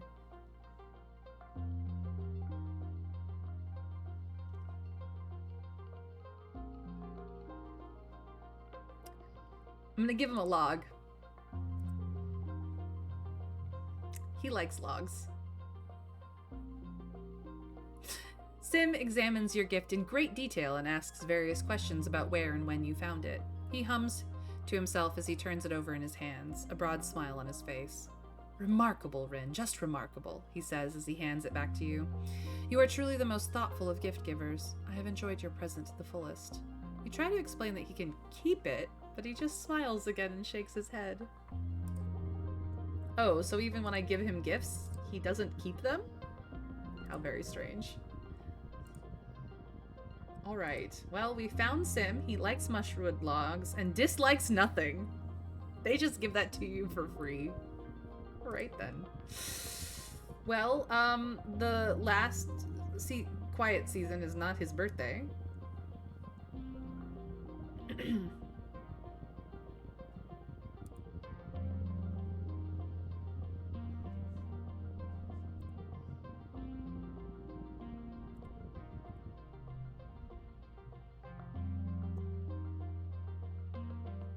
You find Sim in deep nope, we've read this one. Hey, could you help me calm down? Of course, Sim murmurs, stepping into your space, his cool hands alight on your cheeks, tilting your head to look in his eyes. Within moments, you feel the burdens of your day lift off your shoulders, like a balloon floating away into the sky. Your consciousness reasserts itself sometime later, and you find yourself held in Sim's long arms. You blink away the brain fog and pull yourself together, thanking him for the experience. Sim smiles. It was my pleasure, Rin. Stay safe out there. Okay, and that's probably everything. Yeah. Okay. You're walking through the wilderness when Sim steps out directly in front of you. Don't go this way, he advises. He advises you. Just trust me, Alright, I won't go that way. I will go this way instead. Okay. So, we've done all of that. I would like to stay low stress enough, so I'm just gonna go here. And go home. And call it a day. Because we found the mans, and we also, are not quite there on bravery, but we have friendship with Dis up. We flirted with all the boys in emo. It is now early pollen where things take a turn for the worst for our dad, and I'm gonna do a cheeky save and close out stream. So, new save, who dis? Stream 16. Okie dokie. And thank you guys for joining me on yet another episode of The Adventures of Rin.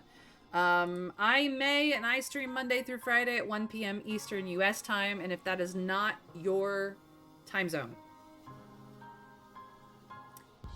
you should know the drill by now. Please follow me and put on notifications either here on Twitch or over on Blue Sky, where I post when I go live. And then, you know, preferably both, because then you can jump over on Blue Sky and be like, oh my god, I can't believe you did XYZ in the stream today. Please help me social media, because I am bad at it. And you guys are awesome, and I love you all. So please help me social media. You know, if you've missed anything, the Tube of Views is the place to find the VODs. If you subscribe and ring the bell over there, you'll know when the VODs go live, because I try to get them posted as soon as possible. They're all raw and wriggling. Well, maybe not the wriggling part, but they're definitely raw, and you can throw them on anytime, day or night. Cooking, cleaning, trying to get some sleep and need company, working and can listen to something, they're there for you. Have at. Alright, this is my raid message. It works for absolutely everybody, and at the end of all of my streams I raid a friend, and if I don't have a friend to raid, I make a new one. So let's go find somebody else, shall we? You know? Let's make a new friend. Let us make new friends today. Who do I want? You know what? I don't know. What am I looking for? Something interesting. Something interesting.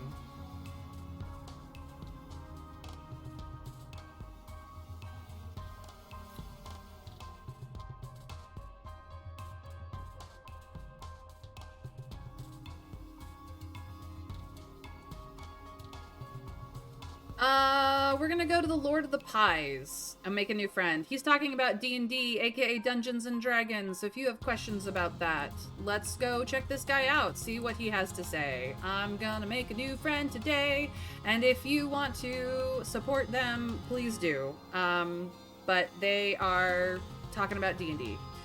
Anyways, you guys, thank you for joining me. Have a great rest of your Thursday, and remember, Fridays are always Palia Friday, ! Palia in the chat to get that going so that you can come join me in Palia, where we do chill, cool things and just hang out.